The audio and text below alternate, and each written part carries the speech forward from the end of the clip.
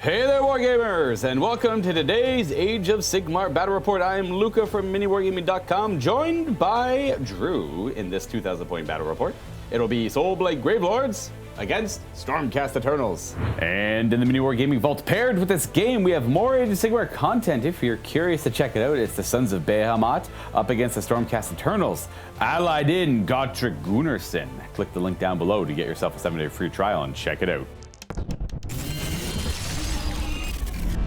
We play and call it work. MiniWarGaming's Age of Sigmar Battle Report.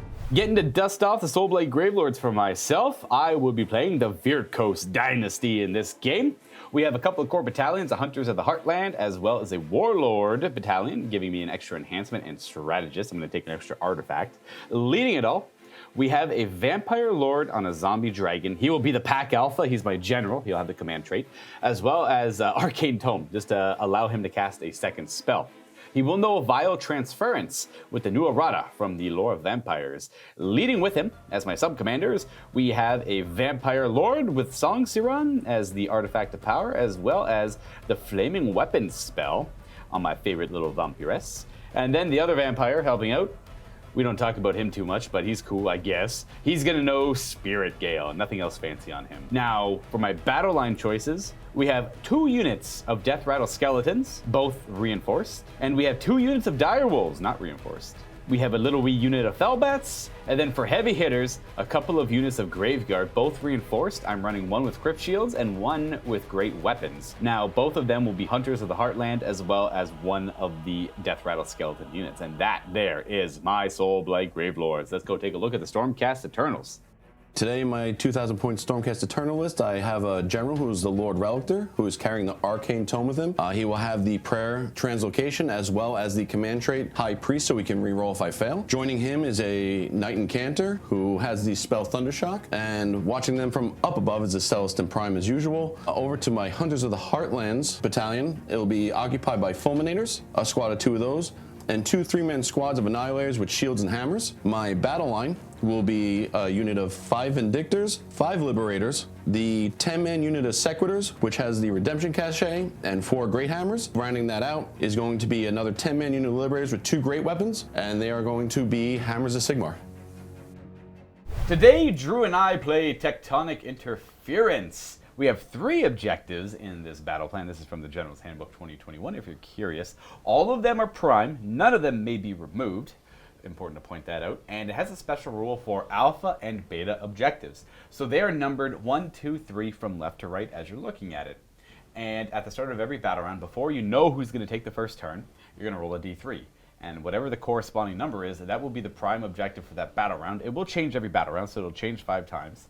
And the scoring will be as follows. You'll score 2 victory points at the end of your turn if you control the alpha, and 1 victory point for each beta objective you control, in addition to 2 victory points for your battle tactic. And then, of course, our grand strategies on top of all of that. It will last for 5 battle rounds, and each player's territory will encompass half of the table along the long table edge. But we will be deploying 9 inches away from each other's territory, so we'll be 18 inches apart in a Dawn of War style battle. Here is the table Drew and I will be battling on today. We're using these 3 objectives to represent the prime, oh, it's a little tucked away, the prime and beta objectives. And we're playing on the recommended table size as well. The cutoff is right here. Boop. So it's like this 12-inch little strip not used, so we're playing completely over here, as well as like cut off in 2 inches over here. So what we have here for some companies, we have a Table War mat. Thank you, Table War. We have the old Games Workshop Wildwood kits. Just love them. They're great. They obviously the footprint is very evident as to where it starts and where it ends. I won't lie, I kind of missed it a little bit. And we have a lot of GameMat.eu for these kind of old, archaic, or Gothic style destroyed buildings. And then just more Games Workshop kits over there to represent whatever it is that might be that I set up, some sort of arcane ruins or whatnot. And I just want to remind our Silver Vault members that they have access to a lot of discount codes to a lot of model supply companies, hobby supply companies, just models in general, terrain companies. You can just check it out by going to miniwargaming.com/silverdiscount. That'll redirect you to where you need to be, or you can click on the link in the description down below, or you can just go to the Vault section on miniwargaming.com and you'll be able to see everything there. You don't need to be a Silver Vault member to see what's available. You can check it out as a Bronze Vault member. But if you're thinking about buying a lot of terrain to up your terrain collection, consider upgrading first because you'll save yourself more money than you could imagine, especially with how much terrain can cost. Anyways, Drew and I are going to get this game going. We're going to roll for sides, and we're going to go ahead and deploy our forces. I'm going to show you what it looks like here in, well, but a second for you viewers at home. And voila, here we are all deployed. We had Drew in the roll-off. He decided to deploy on this side. We have our Liberators. This is the Knight Incantor with the Void Scroll. We have more Liberators, Annihilators, Sequitors, Lord Relictor, the General, Fulminators, and Vindictors. And obviously the Prime is hiding away up above, watching from above, ready to pounce when I expose myself in the most inopportune way. And then for my side, I went with Direwolves, my Sangsuron Vampire with Graveguard with Sword and Board, Skeletons, Vampire Lord on the Dragon, Graveguard with Great Weapons, and generic Vampire Lord and the Skeletons. I do have a unit of Direwolves waiting underground, ready to pop up on any of the grave sites, more than 9 away from the enemy and near the grave sites themselves. And of course, well, we didn't talk about Drew's like Silence of the Storm or Stormkeep. Well, you went with Stormkeep. Yes. Now, like, explain why you went with Stormkeep, because I thought it was funny.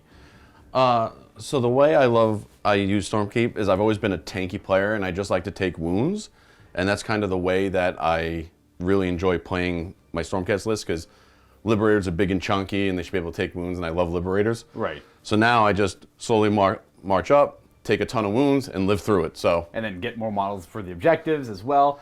And then you also mentioned that when the Annihilators show up, they just don't do anything for you because they. Yeah, my dice rolling is terrible, so putting Annihilators in a Stormkeep list is perfect for me because I never make the mortal wound roll anyway. So, so perfect. I like it. Well, moseying over to my side here. Who finished deploying? Well, that was Drew in the Stormcast Eternals. So you, my friend, have all the power. Before you decide, go ahead and roll me a d3. So this is 1, this is 2, and this is 3. That's the prime objective. 2. Okay, so that is the alpha objective. Those are the beta objectives. Now, all power to you. Who do you want to go first here? Me. Drew first. All right. Because I never get to go first, so I'm excited. Okay, perfect. So it'll be turn 1 for the Stormcast Eternals. Current command points. Drew's going first, so getting 2, 1 plus a general. I'm getting 2 plus a general. We forgot to mention grand strategies before. I'm going to go with hold the line because my whole army is pretty much battle line anyway. Makes sense, especially for a build that's pretty much all battle line. And for myself, I went with prized sorcery, keep my wizards alive, so my trio of vampires, because it's both thematic and probably the right choice, because I'm rather aggressive with my battle line in general, because they screen, they take all the hits, and they do eventually die. And what's more thematic than an undead army crumbling when all the vampires are killed? So I love it. Lines up well for what I want to try and accomplish here. And we're going to go on to battle tactics and stuff.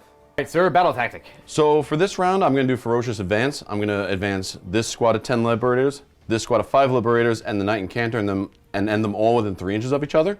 Just kind of running them up here. Makes sense. And then for my command ability, I'm going to roll for him to get an additional command point. Heroic Leadership. Yes, Heroic Leadership. Thank you. And that's a 4 up for him. You can go ahead and roll 4 up.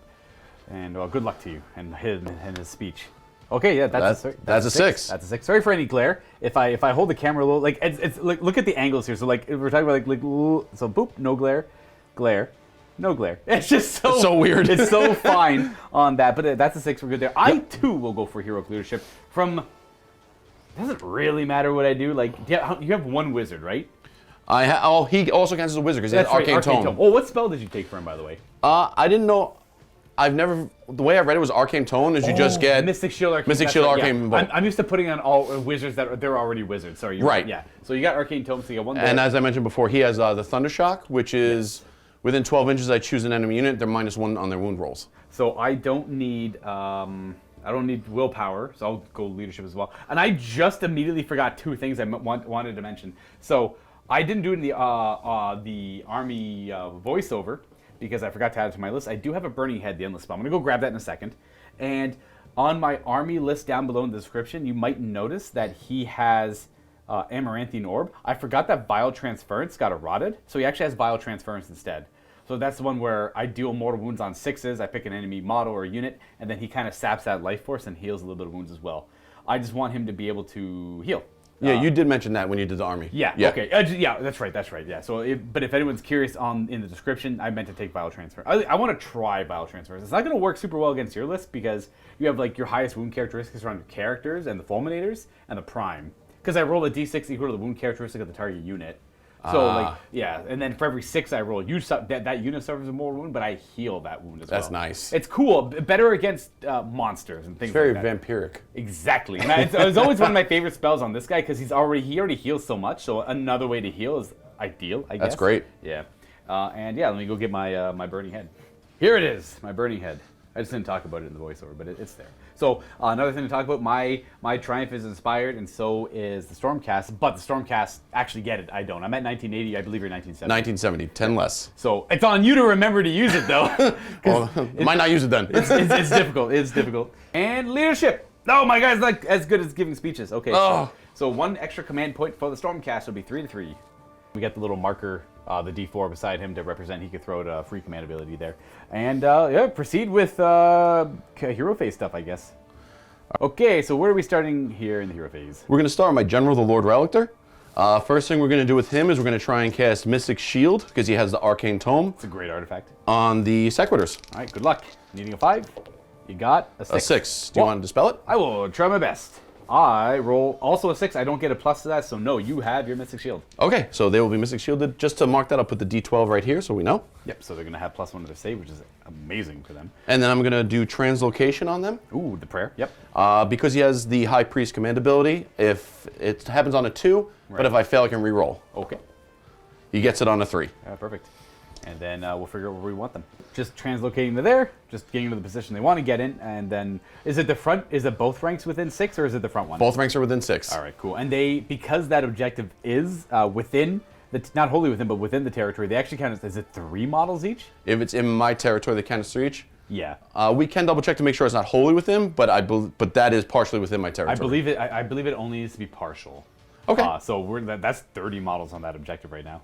Showing off. This is what's the actual model here? This is Lord Arcanum. So it's a Lord Arcanum, but I gave him a Liberator head to kind of downgrade him. Right. And then I purposely modeled him with the Void Scroll in his hand. I think he's such an auto include in every list. The Knight Incantor is so good. Did you just choose this model because you like him more? Yes, way more. Okay, yeah. Well, the Knight Incantor's got that weird kind of like old school pose. Yeah, the old mono pose. Yeah. I agree. I don't think I could ever make a Stormcast. That's literally the first thing I add to every Stormcast list is Knight Incantor. That once per game auto dispel is worth every point. Oh, absolutely. Okay, so next up I'm going to go with my Knight Incantor. He's going to cast Arcane Bolt just to hold on it because I don't know what can pop out of the ground at any moment. So this way if something gets near, he can unleash at least 1 mortal wound on him. All right, looking for 5. That is 10. I'm going to try and stop it. Need an 11. That's 6, so that's not going to do it. Well, he's got a little Arcane Bolt floating around him. So right on the movement then for the Stormcast Eternals. Okay, so the first unit I'm going to move is my Vindictors. The command point I rolled for my Relictor before, I'm going to spend to make them able to run and charge in the same phase. That's one of the 2 holy orders that Drew brought to this game. And then I'm going to spend 1 command point to have them auto-run the 6. At the double! So they're going to just move right on up. Yep, but we pre-measure all the movement, just try and keep the tape measures off the camera a little bit. Just go for the 40, boop, to there. And that's where they will end up. Voila. All right, next up I'm going to go with my Fulminators. Their plan is just to run up, get right behind these Vindictors so they get a shot at those skeletons and do some mortal wounds, I hope. Okay, just for clarification, I didn't quote-unquote run them. I just meant that they were moving up. Shimmying up there. Yeah, yep, exactly. So this way they can still get their shooting attack. Yeah, they get the lightning breath attacks, and then they're also near the objective. Exactly. Okay, so next I'm going to do for my Ferocious Advance, I'm going to have these 2 squads of Liberators run as well as my Knight Incantor, so I'll do those rolls now. Yep, throw in the rolls. We got a 2 on the first Liberator, 2, and 5, and we're going to show you where they end up. That's where they end up, and there are 11 Liberators within 6 of the objectives. That's 33 models on the objective. I love it. I have yet to run a Stormkeep myself, and I've not fought against one, so this is interesting. I got to be honest, from last edition, one of the hardest things of a Stormcast was the objective game because you got guys within hordes, it was hard to keep up. Now with the Stormkeep update, it's benefits my playstyle big time. This is a great scenario for it too, because the rule only affects stuff partially in your territory or wholly within your territory on the first 2 battle rounds, and then the 3rd, 4th, and 5th it'll encompass the entire table. But right away you get all the objectives influenced immediately. So I'm gonna have to get to scrapping and doing work right away to get on the scoreboard. Love it, love to see it. That's where they all end up, and we have the Annihilators and the Lord Relictor to move still. Okay, so over the remaining movement I have, the Lord Relictor is just going to follow up the Sequitors. His personal bodyguard, the Annihilator, is going to follow him right behind. And then these last 3 Annihilators are just going to start moving up through the trees to hopefully counterstrike anything that comes in through this way. No running, they'll just all move 4 and 5, like the Annihilators and all. I might advance them just to make it easier so I can place them where I want them, but these are just going to be standard moves. All right, we'll show where they all end up. And that's where they'll end up, keeping them completely in the woods for cover, and them keeping up the Lord Relictor. And that's it for movement. And the Celestin Prime will remain in the high heavens yes. to generate more attacks. So we're at 5 attacks now for the Celestin Prime. Yes, sir. Nice. And then shooting. We got some breath attacks. Okay. So, the 2 Vindictors, we measured it out. The skeletons are within 12 inches. I'm going to release 2 breath weapons on them. So, yeah, the Fulminators there with 4-ups. Oh, there you So go, 1 50. hits. Is it D3 mortal wounds still? D3 mortal wounds. The 6 doesn't do anything fancy? No. So 3 mortal wounds on your skeletons. All right, that's a 5. The skeletons are near a hero and a gravesite, so we'll get some deathless minions here. Ward! Nope, that's 3 dead skeletons if I've ever seen it. Let's go with you. No, let's go with you 2 and you. Boom, lightning blast hits over there. Okay, so for the charge phase, my Vindictors, because of the Holy Order, are able to run and charge, so we're going to charge them into the skeletons. I need a 7, and we're going to cross our fingers. Seems like a reasonable number. That's a 5 and a 3. That's an 8. Oh yeah, we're in. So we're in. All right, you're going against your mantra of defensive play here. Well, I want them to explode and come back and be defensive after that. So That's right, the other Holy Order. sacrificial pawn. All right, so after moving them in 8 inches, we went just a little bit to the right, and that's them. They're all lined up, 2-inch reach, so everyone's going to get to attack. All right. You're going to do any fancy orders? Yes, as a matter of fact, I'm going to all-out attack them. Well, la-di-da, I'm going to all-out defense by skeletons. They're going to use their shields better. Surprise, surprise. It is surprise. And I believe it's... Bring on the spear pokes. Okay, so 4 regular guys get 2 attacks. The Prime gets 3, giving me a total of 11 attacks. Hitting on 2s, wounding on 3s. 6s explode into mortal wounds. Yeah. And I see no 6s? Nope. Oh, yeah, that was a poop. Well, that was an alright. That's not bad. Where's the 6s, though, man? Nah, they don't like me. So then these need 3s to wound. Anything that goes through is -1 rend. There's some 6s. Oh, there they are, yeah. So 1, 2, 3, 4. 4 saving throws at 5 up because of all the defense and the rend. Well, that didn't help at all. That's 4 dead skeletons, but they do have deathless minions. 6s. Oh, we make 2. Oh, wow. They got a fancy banner that lets them reroll 1s. Nice. Ah! Oh my goodness. Well, I can't reroll a reroll, but hypothetically. No, okay. So, some of this 3, they just ignore it. One of them gets skewered, though. We'll lose, I guess you. I'm surprised to only lose 1 skeleton there. I will go ahead and pile in and fight with them. They have a rule called Endless Legions, I believe. Any models that they lose in the combat phase have a chance to stand back up on a 4+. So we only lost the 1. And he's ready to join us again. No! Let's just go ahead and put you right there. Boop. Piling them in, keeping them coherent. And we have 3, 6, 9, 12, 15, and 17 skeletons attacking. I'm going to do the champion separately, though, because he has a better profile. He's got the fancy halberd right there. Ooh. They both hit. And they wound on 2s, because the strength of the pack is the wolf. Death rattle near vampires get +1 to wound. So we have 2 wounding hits so far, no rend, so you can just do 2 3-ups. 2 3-ups. I'll do 1 whole damage. Okay. And then I have the other 16 attacking for, well, 16 attacks. And I'll put 3s to hit. They're just as good as hitting and wounding as your guys.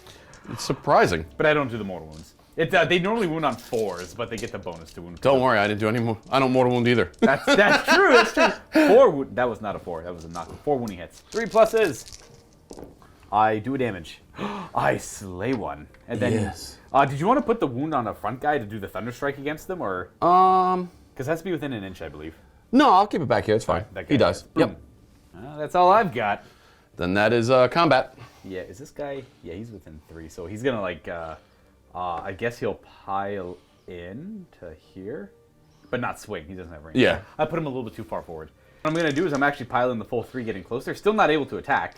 Oh, actually. No, I'm not, because I couldn't get into base contact with him. I'm still outside of an inch. Yep. But we did forget their ward save because they're Hammers of Sigmar near an objective, or near enough an objective. So if I get at least 1/6, he'll come back. Yeah.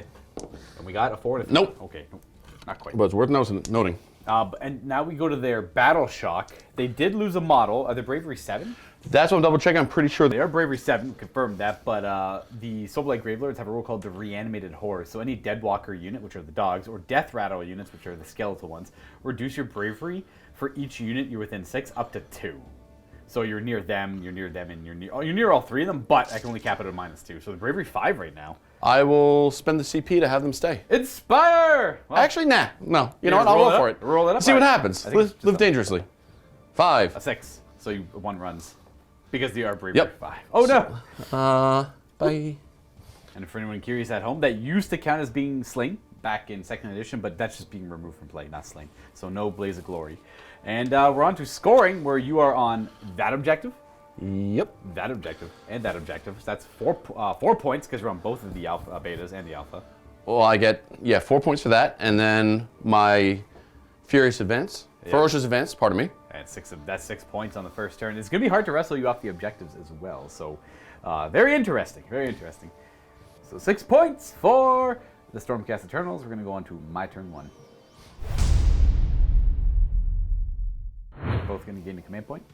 Deathly Invocations from my heroes. They start trying to resurrect the dead nearby. The only unit that's missing any is a skeletal unit, so we'll Deathly Invocate and bring back 2 of the dead skeletons. We're going to go, because we want to open up this section a wee bit here, so I'm just going to lighten this up a bit here. Okay. So we're going to reanimate over there. And then we've got spells to do. Oh, no, that's not true. I got to choose my battle tactics and all that.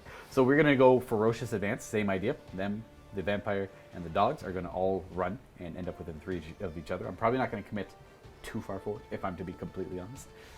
And we're going to go with Heroic Leadership on our general, even though he's a pack alpha. We got it, so I'm just going to put that die on his base. You get to throw out a free order later on. What's that called? Heroic Leadership. I'm going to do Heroic Leadership on my Welter. Hey! Gets look at it. that. You got it. Also, free order for you. So we're pretty much at the same as we were last turn there. And let's throw out some spells. Now, I'm the Virkos dynasty, so the Strength of the Wolf is the pack, which is just the opposite of the Strength of the Pack is the Wolf. I get to reroll spell casting for vampires, which I just have all my wizards are vampires. So I am going to do... And you could stop how many of my powers? 2. 2. Can you unbind with the Arcane Tome? Yes. Okay. You get 1 spell and 1 dispel. Okay, so we are going to go ahead with... You're probably not going. You're probably just going to cast. You know what? I think you're just going to cast Arcane Bolt. So we got a bolt. Would you like to stop a bolt? I'm not going to try with an 11. Wise. I'm going to put this little red die here to remember that she's got a bolt floating around here. She'll throw that out later. The more important spell casting is definitely over here. So you have a tome. You can throw out a 2nd spell, and you can only do 1 spell. So I think you definitely want to do Spirit Gale. The way this spell works, I choose an enemy unit within range. It's going to be them, probably. Them are the Fulminators. I think the Fulminators might be a little far. I'm going to roll 2d6. And then for every point that's over your bravery, you suffer that many more wounds. So it could be very powerful here. We'll see. We'll see. Do we get it? We got a 7. Now I could re-roll this, I think. Yeah, I'm going to try and re-roll it. You can re-roll any cast. Oh. Oh my goodness. Oh. This will happen twice, and I can hit the Fulminators with it because it's 18 invisible. Ooh. All right. Are you looking at a scroll right away? I might be looking at a scroll right away. Oh no, the 30-inch range is over here. I apologize. It's a little bit out. So I'm gonna try and stop with my Relictor's Arcane Tome. Needing a double 6. Here we go. Basement? Nope. Not even close. Okay. I'm gonna target the Vindictors here just because their bravery is. Oh, you know what? You actually might. I forgot about your banner. Did you include the banner on the Battle Shock? I should get your model back. Do I really? Yeah, because we just. Oh, wow. Because we didn't calculate the banner for your bravery. So he was just here? I believe that was the one there. Yes. Yep. That's an easy fix. Yeah. So your bravery is currently 8, -2 to 6. They are bravery 8 over there. I'm gonna go. No, these are 7. I just looked. Oh, Yeah, are they're 7. So over 7 for mortal wounds. That's a great way to deal with them as mortal wounds. I think I'm gonna. Yeah, I'm gonna hit them with mortal wounds. It's a better target. Okay, go for it. I might not roll high. Oh! So was that 5? That's 5 mortal wounds. I'm going to make my ward saves. Hammers of Sigmar.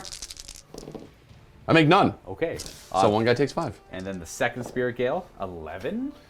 Well, this game's going great. That's okay. Come on, man. Listen, it's part of the game. Sometimes the dice are hot, sometimes they're cold.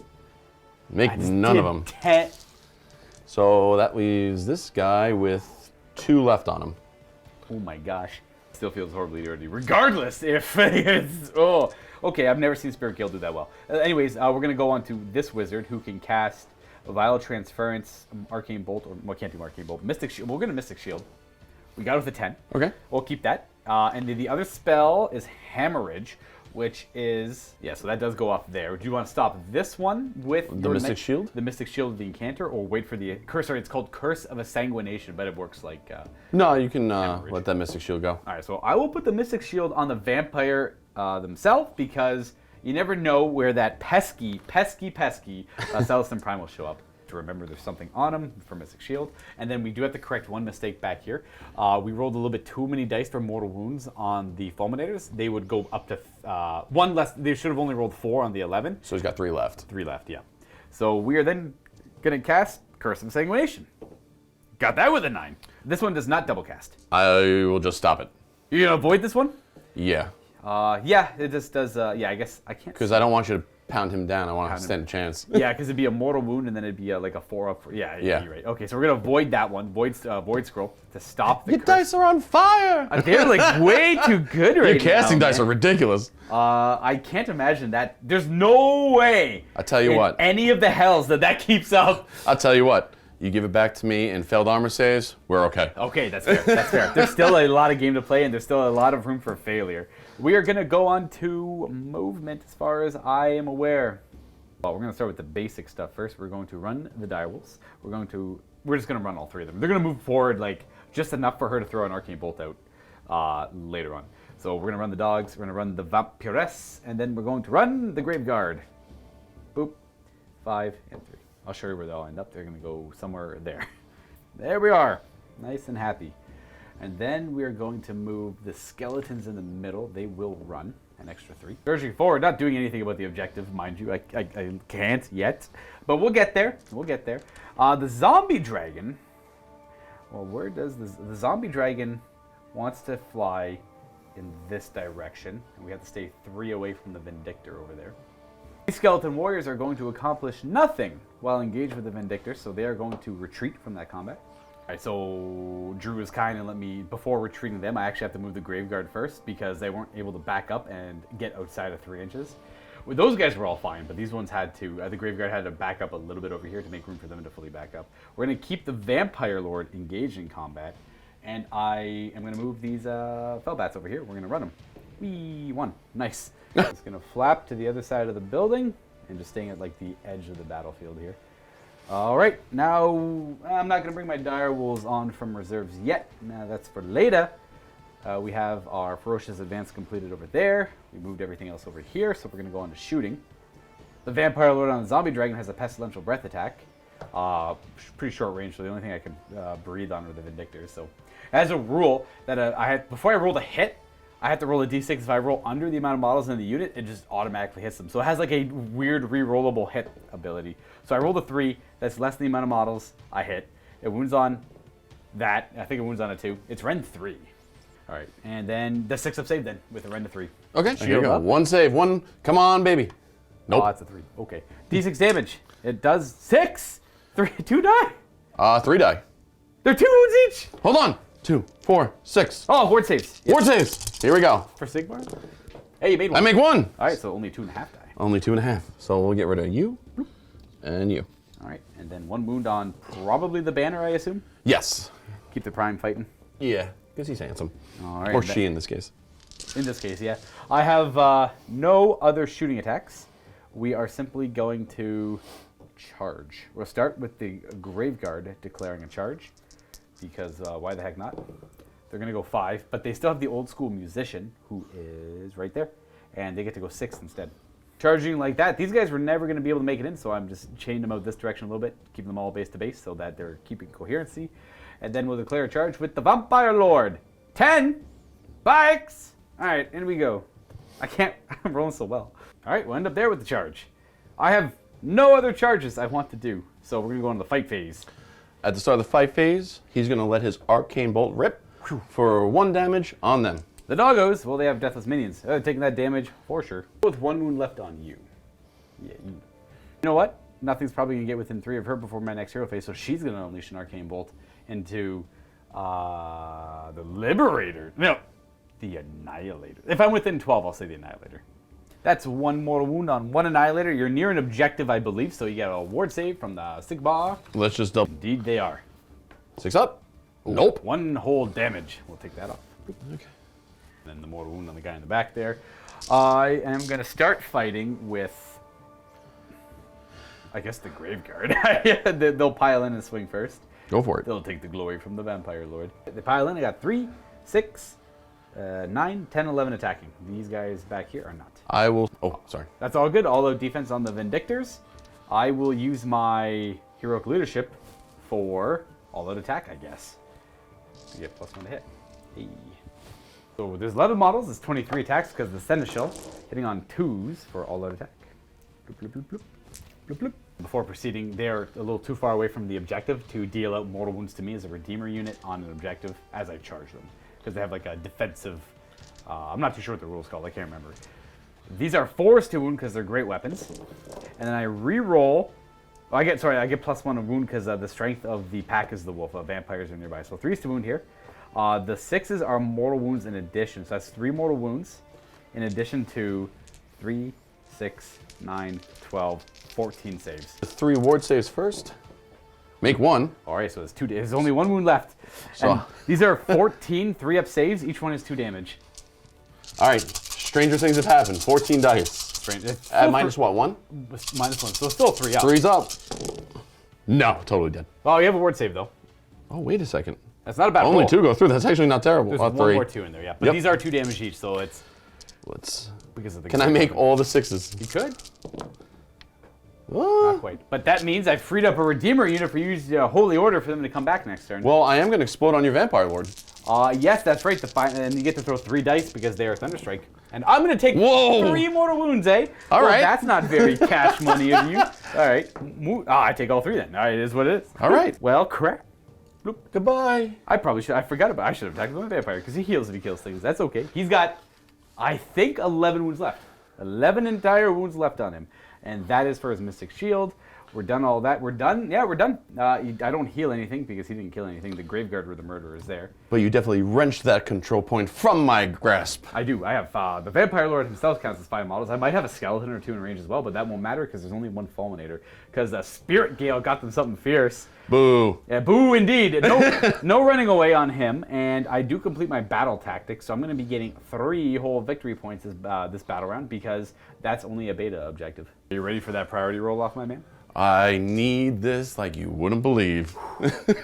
Bam. A 4. That's a respectable. That's a 2. Darn it. I don't even. You want me to go first? Okay. I'm still thinking for you to go first here, just because the Vampire Lord could. Because if I take it, it's too early. It's like far too early to take it right now, I think. Yeah. I think it's far too early to take it. And if I take it now and you get a more devastating double turn with the Celestin Prime later on. Yeah. Yeah. I mean, you could, I actually don't know. I don't want to take the double turn because my gut tells me no. The Vampire Lord's kind of exposed right now. But we have Mystic Shield. We have all out defense if I need to. Yeah, I mean, you're not in the worst position to give it to me, but on the same token, it's your decision. So whatever you want to roll with. Yeah. I'm gonna go with second on priority in this one. Okay. I think I'm gonna give it to the Stormcast Eternals. That's what my gut's telling me. And you always follow your gut. It always leads you to the right spot. The gut. And this is where we're at. I forgot to roll for the Alpha objective. We'll do that in a second here. No matter. Oh, I guess. We'll see. Yeah. Well, this is what it's gonna look like here. I'm gonna quickly roll. That's 3, 2, 1, 3. That's the prime objective. I think I'm still gonna stick with my call here, even though I could get the points for it. I have a lot of power over here, so I could kind of fight for that objective, I think. And if anything comes over here, that'll pull away from that objective. So we're gonna still go second. That's the prime objective, or the Alpha objective, if anyone's curious. And we're ready to proceed. Before we go any further, remembering how Call for Aid works, it's immediately when the Redeemer unit is destroyed, he will spend the heroic leadership command point he has from my turn, and then he's gonna call for a unit of what is like a very suspiciously similar unit that just died to come back into the game, and they have to be wholly within 12 of him. And did it have to be more than 9 away from me? More than 9 away from you. All right, and this is when they were destroyed on my turn. Is when they. Yeah, you know what? I'll just line them up right next to him. So they're free to act as normal this turn. Yes. That was always part of the plan. We discussed that off camera several times. Just So we forgot that it happens when they're destroyed. That's my mistake. I thought that it used to work like the old one, where like you just spend a command point and it comes back. But yeah, so it doesn't change any part of the game. They're just there now instead. Yep. And that's the second Holy Order used up. So no more of those in the pocket, but they're both used effectively. Okay, so for round 2, which was kind enoughly given to me, he's going to do heroic leadership for the extra command point. So we'll roll that right now. He does not get it. Oh, not this time. That's okay. And then for my battle tactic, we're going to do Conquer to take a point from one of the fellows that I do not control. So that'd be this one right here. Okay, well, it makes sense. All right, and then my heroic action will be an attempt at recovery on my Vampire Lord. No. Because I'm leadership 10. I pass. So I get 2 wounds back. I'm up to 13 out of 14. 1 off. So I'm going to start with my Lord Relictor for the heroic. With his Arcane Tome, I'm going to cast Mystic Shield on the Sequitors. Mystic Shield. That's an 8. With an 8. Might as well try and stop it. I will go with you, Mr. Vampire Lord on Zombie Dragon. We're going to roll an 8 as well. I only reroll my casts, not my Unbind, so you got it. 4. That will successfully go off. Do you want to do another spell? Or? I'm actually going to do his Lightning. Ooh, yes, pray for lightning. Actually, I'm going to try and heal them. Oh, that works too. Yes. All right, they both work. So he's going to do the Healing Storm on him. And he's wholly within 12, so we're good to go there. I need a 3 up because he's +1. It's normally a 4. 5. I get it. So he heals 3 wounds. He's back to full. Welcome back. Okay, so up next, Knight Incantor is going to go. He's going to try and cast Thundershock on your wolves. Wolves. So I need a 6 up. Ooh, a 9. 9. Well, I might as well try and stop it. I got a vampire right there. 10. That's a 5. Okay, nope. So on a 3 up, you are -1 on your wound rolls with them. So that is a 4. Oh, and then they're wounding on 5s, it looks like. Perfect. I will mark it with a nice red dice for you. I will accept that, because nothing I can do about that. So Fulminator is going to go. He's got 10 inches of movement. I'm going to stay 3 inches out, which we just measured. So he's going to go right up into this corner. All right, just make way for the Redeemer unit coming in. Yeah, either one of the Redeemer units, actually. They could both take it. I'm hoping so. Okay, so we're going to go with the Vindictors first. I'm actually going to spend the command point. At the double. At the double. And they're going to move 11 inches. And they are going to move right towards that objective. The front one's going to be about right there. Actually, no, yeah, around there. I could probably go a little closer, but I got to be 3 away from you. Oh, that's true. So we're taking the auto run there, getting, looks like 4 or 5 models on the objective. That's more than enough to take it from me. Again, I only have 7. And as Lucas so kindly pointed out, we've put them deep in the terrain, so now they'll get a cover save too. Right. And then one thing I will double check, though, to avoid. One correction on the move, just making sure they're not within 9 of either the Graveguard or the Skeleton, so I don't do a redeploy and move 4 inches towards the objective, potentially stealing it back, but in this case I'm not.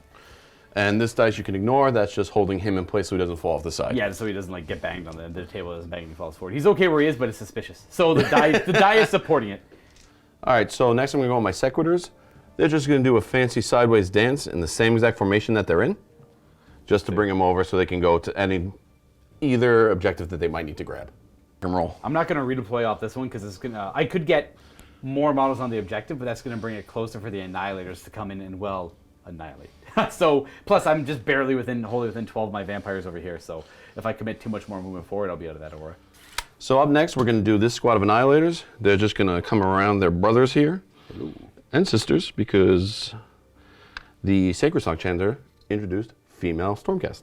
Heck yeah, they did. And same with the Vindictor. Well, the Vindictors continue that pattern. Yeah, heck yeah. I love the Vindictor and the Annihilators are my favorite Stormcast models. I love a chunky boy, so. There's something about them that really has a strong appeal. Anyways, they're going to move there. Anything but these guys? These guys are also going to move 4, but they got to stay outside of 3. Right. So I'm pretty sure I'm just going to have them travel this way.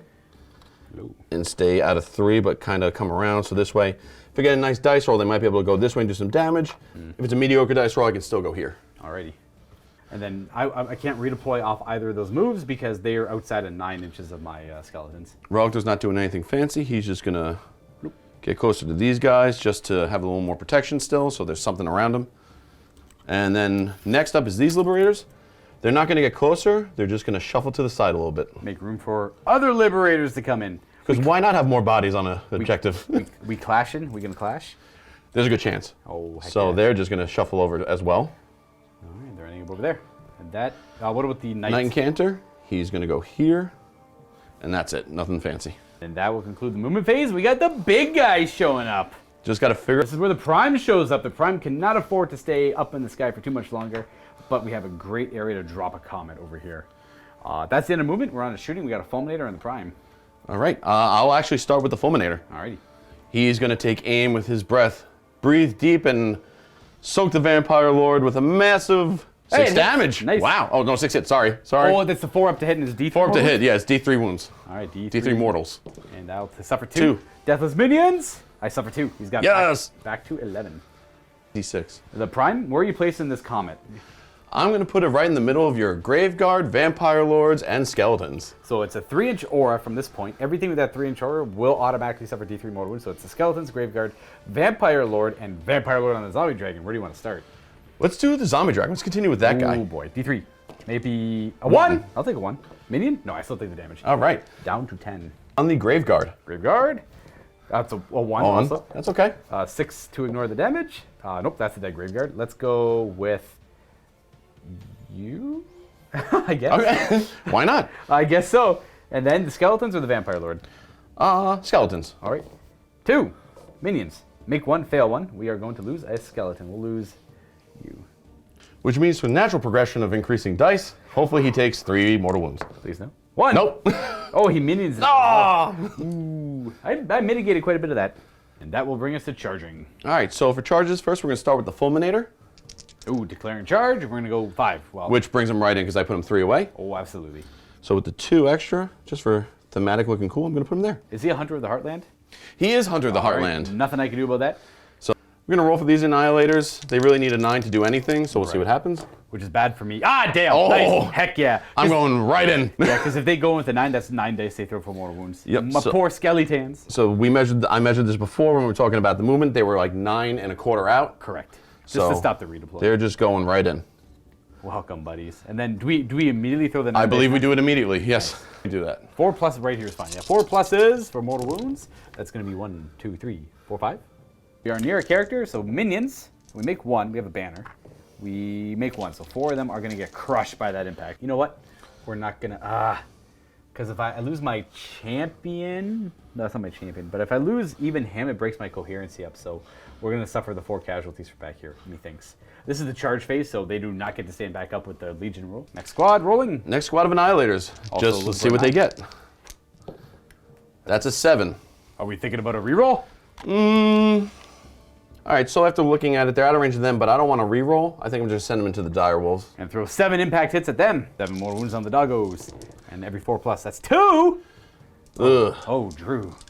More wounds. I suffer both, though. That will squish this dog back into the dirt from whence it came, and I'll take another mortal wound on, I guess, you.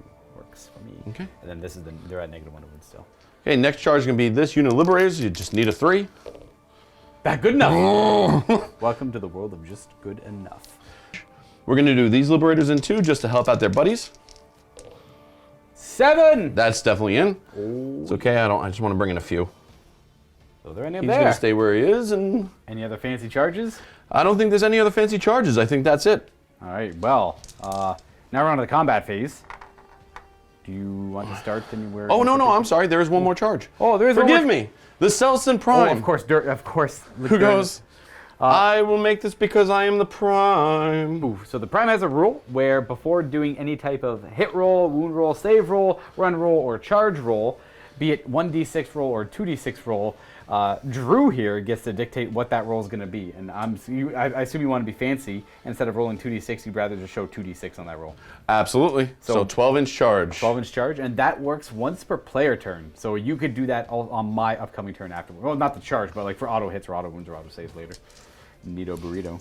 Prime's there, ready to beat up some graveyard. Now the question is, where do the Stormcast Eternals strike first? It is much to my regret because I would love to go first with the man with the big wings and the swirlies on his base.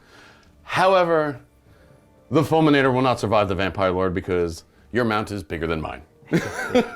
So I'm going to start with the Fulminator first, and I'm going to all-out attack with him. He's got, what's the regular rend on his attacks? It's -1, but I charged, so it'd be, oh no, excuse me. It's -2. Okay.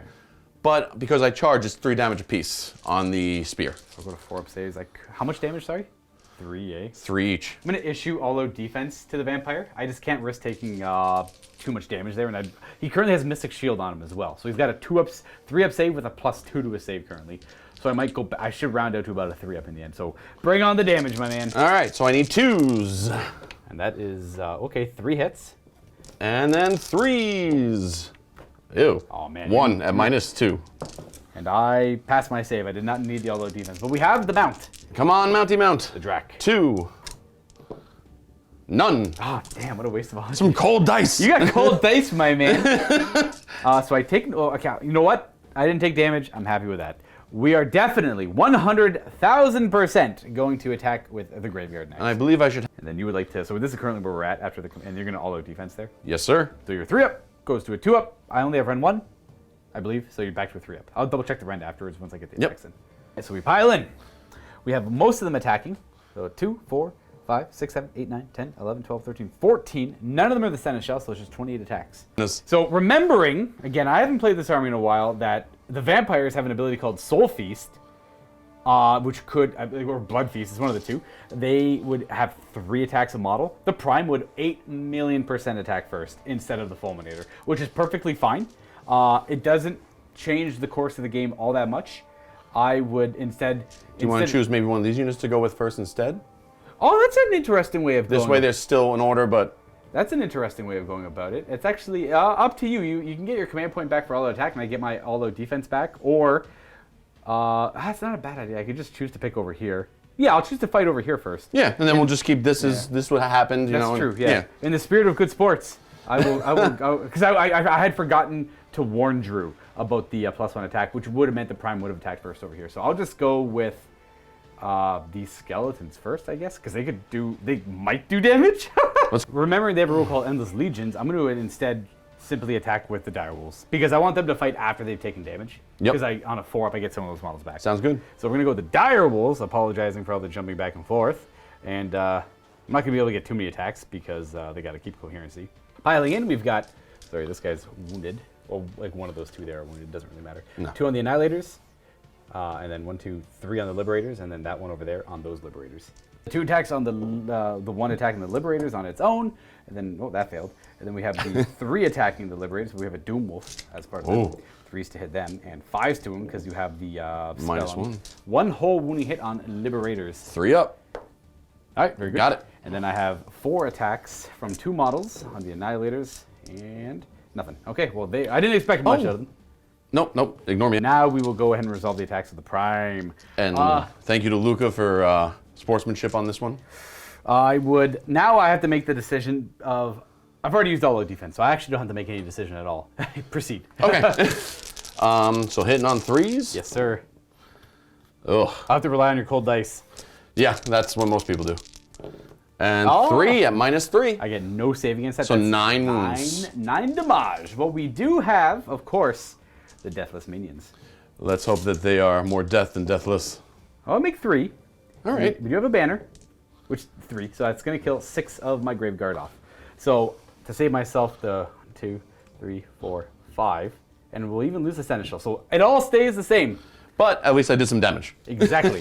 And now I will go ahead and get my 3, 6, 7, 8, 9, 10, 11, 12, 13, 14. And now I will all-out defense with him. Yeah, exactly. Now he'll all-out defense, and they'll get Soul Feast. So it's going to be 42 attacks, I think. Yeah. This is what the command points look like after I use Blood Feast and all-out defense on the Prime. Here we have many dice. These are 3s to hit. Nothing matters on this for the facings of the dice. We care more about the wound rolls. So can I see a bunch? Okay, Graveguard, these are +1 wound, because you got to remember the strength of the pack is the wolf. 2s and 6s are good. 6s are mortal wounds because they're cursed weapons. We have 4 mortal wounds. Okay, I'll make 4 ward saves right off the bat for those. Yeah, he's got a weird rule. Not a weird rule, it's 4 ward save, being a big old hero Sigmar. We do 2 damage. 2. All right. I think we got him down to 6. But those are in addition to their normal damage. So we have a bunch of 3. Oh, there was a 2 in there. Only the ones fail, because we get +1 wound being a vampire. So that's going to be 5, 10, 15, 20, 26 wounding hits. Here we have 20 out of 26. Yikes. Okay. My man Drew here put the threes are good. The threes are good. Oh, no, yeah, this one failed. Okay. And then yeah, these were in a freezer before playing this game. And then 6 more. Oh, that's not bad. There you go. Just one more fail. But these are all ward saves. Yeah, I flipped that one. So here we go. 4s. And then he takes 1, 2, 3, 4, 5, 6 damage. He's dead. That's okay. That's what he does. He shows up, kills 6 models, and dies. Pretty much with my dice. Oh, and then to find the Blaze of Glory. Take 2. 2 whole mortal wounds. Deathless minions. Oh, okay. Ah, boo. Oof. It's okay, you're just warming your dice up for later. That's fine. For later. My goodness, come on, that's a horrible outcome. My pick now, I'm gonna go with my. I want them to get beat up first because it's a good way to mitigate the damage that I'm about to take anyway. So we'll go with Vampire Lord against Fulminator, and I'm going to utilize a little bit of movement, not a lot. I think I'm just gonna be able to accomplish. That is all. Like that might matter. I don't know. It might, yeah, honestly, might matter. And we are going to attack. Go for it. I can't do any orders though. Me either. All right, Death Lance without the charge, 3s to hit, womp womp, and 3s to wound. Hey, rend maybe 2, but it's probably 1. It doesn't matter. It's super bad. 2 damage. All right, ward saves. Sigmar. Hey, Whoa! only 1 damage. I'll take it.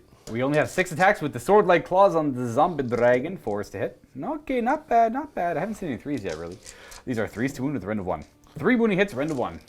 All right, here we go. So that makes me a 4-up. Well, they'll have a 3-up, eh? Oh, reroll. I'll let you. That's a good 4 for me. Yeah, that's fine. Yeah, you're good. It's up to you. The 1 fails good. Okay, so the 1 fails. So that's 2 damage. 2 ward saves. Come on, baby. Be nice, Sigmar. Ooh, Oh, all right. So 1 damage. And then we will have my mouth force. Oh no, there's a 3. And then these wound on that at red. Yeah. So 5s? 5s. Nope. Oh, ice cold, ice cold. These are gonna be 9 damage. Yeah. Yeah, I'm D6 pretty... he kind of picks them up and throws them about with his mouth. 4, 5, 6, 7, 8, 9. This is I believe. This is the time for hot dice. Hot dice. No. That's not bad though. He stopped 2, No. but he does take. He does 5 explode. Okay. And then he might do mortal wounds to me when he dies. Here we go. Some mortal wounds. Blaze Maybe. Back to the heavens. Nope. Oh, nope. All right. Bye bye. That's okay. Bloop, whoop. Now the vampires have a rule called the Hunger, where they heal D3 wounds when they kill models. It's at the end of the combat phase, and I'm not gonna forget, but I'm gonna do it now anyways in case I do. I heal 1. I got 11 wounds left. Bloop, bloop, bloop, bloop, bloop, bloop, bloop, bloop. Just because nothing else is attacking it. All right, we are coming over here to these annihilators. It's going to be 10 fearsome attacks. Ooh, 3s and 3s. Yeah, 3s and 3s. Not a bad start. What, 1 miss? Never mind, that was 3 misses. And then 3s to wound. 1 fail. So 6. At rend 1, eh? At rend 1. My 5-up goes to a 6-up. I make 1. These are 2 each, if I recall. 2 each. And that's it for their attacks. That's it for them. So Let's do this twice. I stop 1. So I take 4, 5, 6, 7 wounds. all right. So that's 1. And then we'll go 2. 1, 2, 3, 4, 5, 6, 7. Sure. All dead. Bye-bye, dogs. And then we have 5 left in the middle with no wounds allocated to them. Well, And unfortunately for me, I must fight with my skeletons now. So, whatever. I can't do the minions rule on them, but it is what it is. Not really committing too far to this side of the camera, just because I don't want to be wholly outside of that Vampire Lord's 12. And we have 1, 2, 3, 4, 5, 6, 7, 8, 9 attacking, 1 being the mighty skeleton champion. well, I believe in my annihilators. Thank you very much. That's fair. We have so far 1 wounding hit. Now let's do the other 8 now to get them out of the way. That's the champion's roll. And these are hitting on trees. And we are wholly within 12 of a vampire, so 3s. Because the strength of the pack is the wolf. Now we have 5 saves on the annihilators. No rend. No rend, so 2 up saves on my chunky boys. Big, thick shields and armor. Not a Yeah, finally. Yeah, they're nice. No ones, right? Like, No, for a change. that's it for my attacks. I'm done. I'm just gonna start with. They're angry. They're upset that you hit their shields. And for anyone curious at home, I could not have avoided all annihilators attacking me, so I decided to commit as many skeletons as I could. All right, so 3s and 3s again. Not a fantastic roll, but not horrible. It's almost half missed. Jeez. 3s. My dice are awesome today. It's all good though. So 3 minus 1. 6 up. I fail. Take 6 damage. That's true. All right, we are near a hero, so we're gonna go ahead and do bloop. We have 1 deathless minion. We have a banner, which doesn't help. We have 5 dead skeletons. Good. Let's go with. Take that. I don't think these 5 are gonna help me in any way, shape, or form. Now, if I was able to attack them now, How many of them would stand up? Oh, 4 of them would have stood back up. You did too many combats. My accidental plan worked. All right, here. Yeah, you might as well clean up these other combats. Up next, I'm going to wield the unpopular selection of this edition, the Liberators, my favorites. So we'll start with the Great Weapon, 3s and 3s on the Prime. That is 2 hits, and then another 3. Both wound. So 2 at -1, 2 damage each. 6s, fail both. And then I got my minions. So far we're suffering 3 wounds.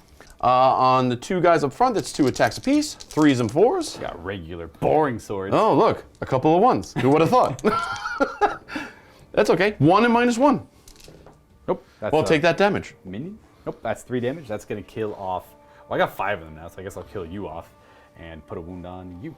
A wound on you. That's a 4th. Thank you. Yeah, he's got to die. That was 4 damage. Nothing fancy. We're just going to go with these guys, bring in the 2 great swords. Hello, great swords. Bring up 1 shield boy.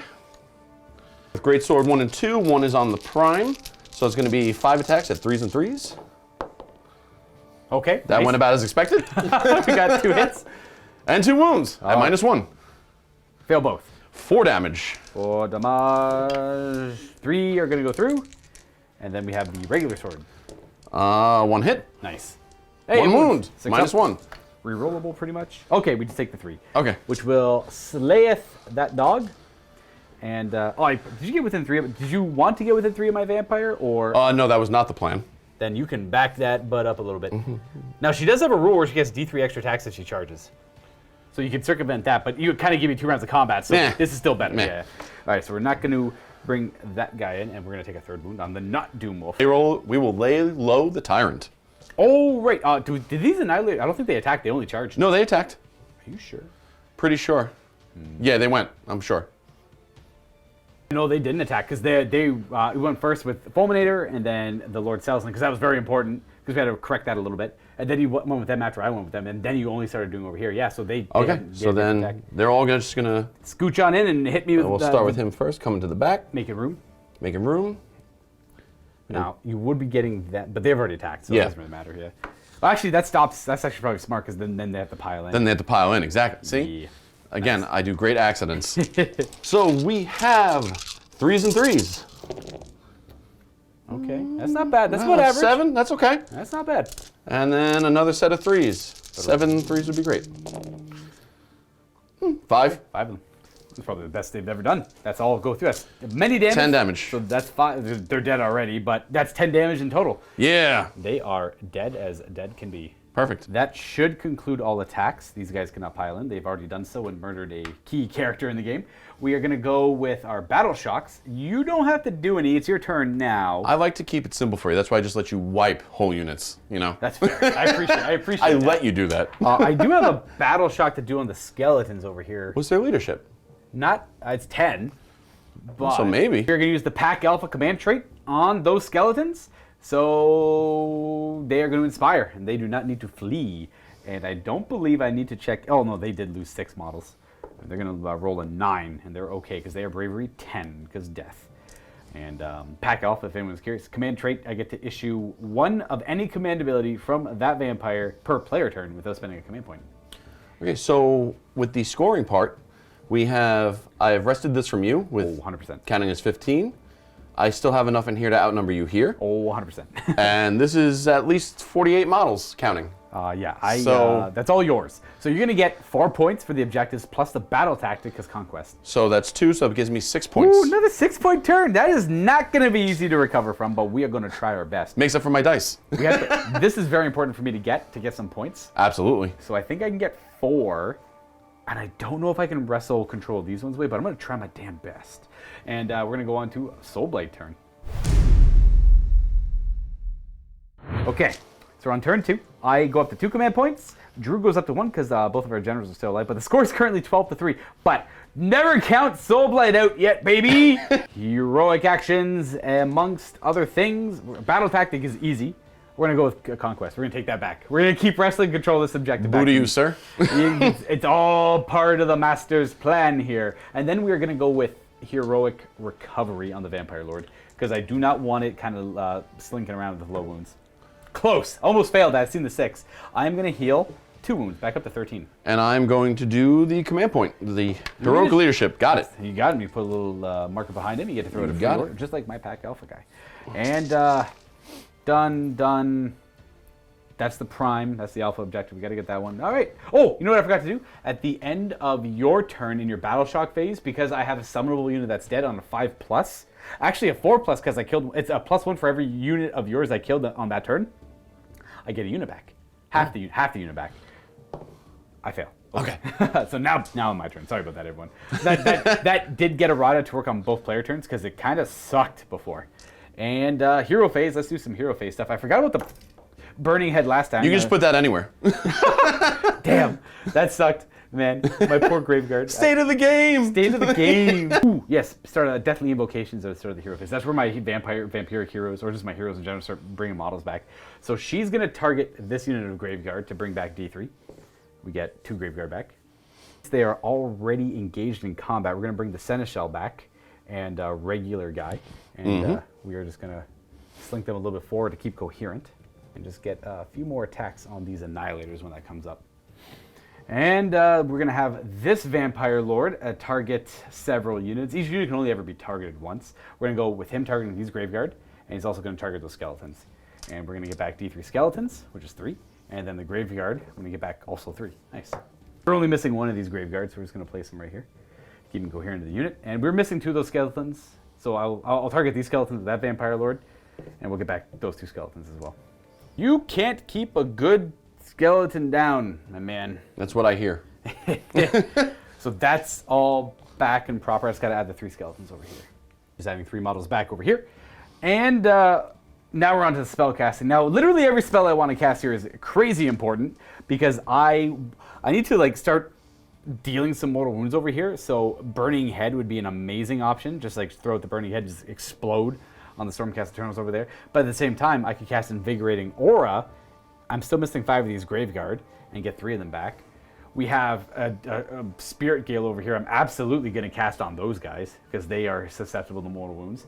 And then my Vampire Lord wants to Mystic, because we lose our Mystic Shield, wants to Mystic Shield as well as cast Vile or, and probably Arcane Bolt realist. Nah, I might do the Curse of Sanguination. So literally every spell is crazy important.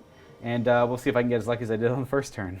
Okay, we're going to start with the Burning Head because I need to start applying pressure over here on top of other things. So Burning Head is cast on a 7. That does work. So this summons an endless spell. It'll be placed somewhere around here, and it'll go crashing towards these 2 units, and it'll do D3 mortal wounds to both of them on a roll of a 2+, I believe. Try and stop that because I rolled a 7. I'll stop it with him because... no, I'll do it with him because he's within 30. Makes sense. Looking for an 8? Nope. Ooh, a 7. Let's place this bad boy. This is technically one of the endless spells you don't really need a model for because it often just moves forward and explodes and gets immediately removed. It's only a 20-point endless spell, but it's a great way to deal a lot of mortal wounds. Now, I'm not going to be able to get all the units. I can only get the 2 over here because that's the ones I care about more. Well, I care about them a lot, but I care about them. I care about them the most. Yeah. So we're going to summon it about here. He's going towards them, boom, and explode. No. The Annihilators, they do not die. It's a 2+. They will suffer 3 mortal wounds. They have ward save. Hammers of Sigmar. Nope. Ooh, 3 mortal wounds. So he's got, I'll put it on him, 2 left, and then he'll die. And then we have the Liberators right beside them. Well, they both are 2+. Are you okay if I just keep the 2+ roll? Does that work? Oh, yeah, that's fine, that's fine. And then it'll deal 2 mortal wounds. And then you got Hammers of Sigmar. Nope. I killed so one guy dies. One of the Liberators. This one. And then the spell goes away. Now, I also had Flaming Weapons that I would have liked to cast as well, but it's just, there's too many options. Then we're going to go with Spirit Gale on this Vampire Lord. Got with a 3, but the strength of the wolf is the pack. We get to reroll our casting. We got to, miscast instead. Oh, heck no. Yes! Oh, that's a mortal wound. We Deathless Minions. We take a mortal wound. I believe we have 4 left. 4 wounds left on him, and then we have our Vampire Lord on Zombie Dragon. Let's go with Mystic Shield first. I'm going to reroll that because I want more than a 6.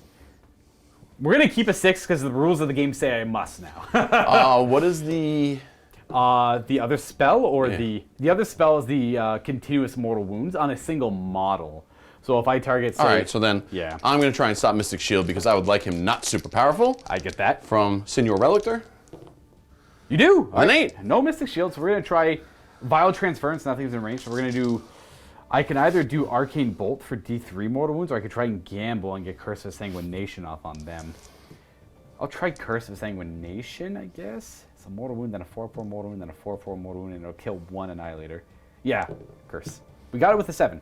I can't stop it at this point. I'm just going to double check visibility on them. I should be able to see them through the walls there, but... They suffer a mortal wound, and if the model is still alive, I roll a d6.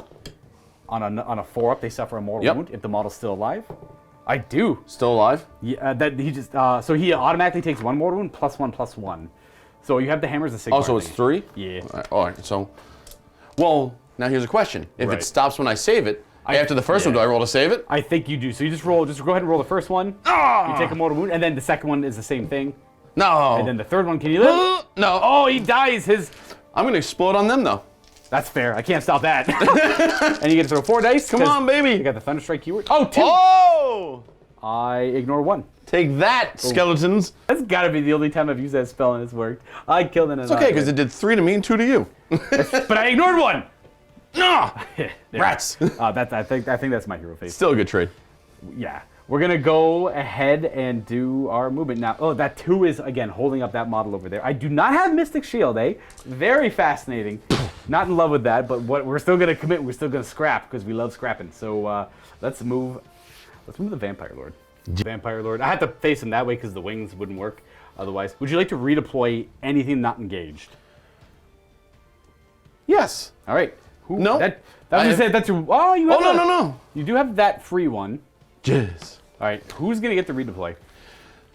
That is the question. The Sequitors are going to redeploy. D6. 6! Now I get a 6. Oh, hot dice. So we're going to... Don't say that. It's going to jinx it. Redeploying to protect the general. And then I will just proceed with the rest of my moves. These guys are all kind of stuck there. Yikes. What a predicament that vampire finds herself in. She can't really move because she's like stuck there. Would you like to die to Liberator or Annihilator? That's a fine question. That's a damn fine question. I'm fine with either. I'd rather not die at all. Well, you know what? She can't move. I'm not gonna worry about it. We'll come back to her later. We're gonna go with the Graveguard. We're gonna move the Fellbats. That was unexpected. There you go. Fellbats move. Nice, an extra one. They go 15 inches. Yeah, they'll just fly from here. Yep. Flap to about there. And then we are going to move the skeletons as well. We're going to run them, and we are not going to have to double. They're going to go 10 inches. They're going to go from here in this direction, down the laneway. There they are, ending up there. And then we're going to move the Graveguard and not run them because I do want to charge or attempt it. Taking up that position there, and then I just feel like these skeletons should fall back. They don't want to keep tangling with. You know what? You can have this objective. What? Because I'm pretty sure you already do. What's their movement, 4? Yeah, they're only 4. There's No, way they wouldn't have been able to. Ain't no way they're getting out of there. They are committed as committed can be. So we're going to go on a shooting then. Oh, boy. And we're going to have... Like, I want to hit them, but I need to alleviate the pressure on those skeletons. I think we're actually going to put a Pestilential... We're going to breathe our breath onto the Annihilators. Please don't. Would you like to all-out defense? It's Ren 3. Ren 3? That's if I hit, though. Nah, because I'm going to fail the saves anyway. All right. On a 1 or 2, I automatically hit. I don't. Now I have to roll to see if I hit. I hate this stupid roll so much, dude. It's like a re-rollable hit roll thing. But like inverted. It's inverted. It's so weird. I don't auto hit, and then I miss. Exactly. This feels weird. It just feels very weird. It's like a new book too. Like, why don't they just make it hit on a 3? I don't care if it's got that weird roll. And then like if it's like to say like if the unit has 10 or more models, you automatically hit. That's fine. Not to do this weird inverted roll. All right, well, we're gonna go ahead and charge now. We're gonna start with the zombie dragon, I guess. We'll go 4. Well, it's good enough. Good enough to get them, not good enough for them. Yeah, we're just gonna go beat up them because conquest is important to go for here. If I'm not focusing on the other things, then it's okay. So we're gonna go for them. Sure. Charging in, all thematic like, and then the Graveguard. We're gonna roll 7 on their charge. So they're in. Oh yeah. All right, that's where they end up. And the last charge could be the Vampiress. I'll roll it and try and figure it out. What's my gut tell me on a 7? I think the saving throw is a little too high on these guys here, so I probably should have moved her, but I just wasn't too sure what I wanted to do. I'm gonna keep her there. Yeah, 3 up on both units. All right, so we're actually not gonna move her into charge. If I get a double turn, she can throw out another burning head, do more mortal wounds, let the Graveguard kind of do the heavy lifting for her. And you know, if there was like maybe not super good armor save guys, I would go for it. Now over here, I did charge a Redeemer unit near an objective, and they have the Shield of Civilization rule, I believe it's called. So I will suffer mortal wounds. It is called Shield of Civilization. On my Graveguard. And it's on a Vampire. 3 up. All right, we'll start with the Vampire Lord then. Oh. At least I don't break character. And then on the Graveguard. Hey. All right. D3. That's 3. 3. We have Deathless Minions. Okay, we lose 1. You're so rude, sir. Let's lose you, because you're technically not. You would have had to move like there to get coherent. You're just going to say you're dead.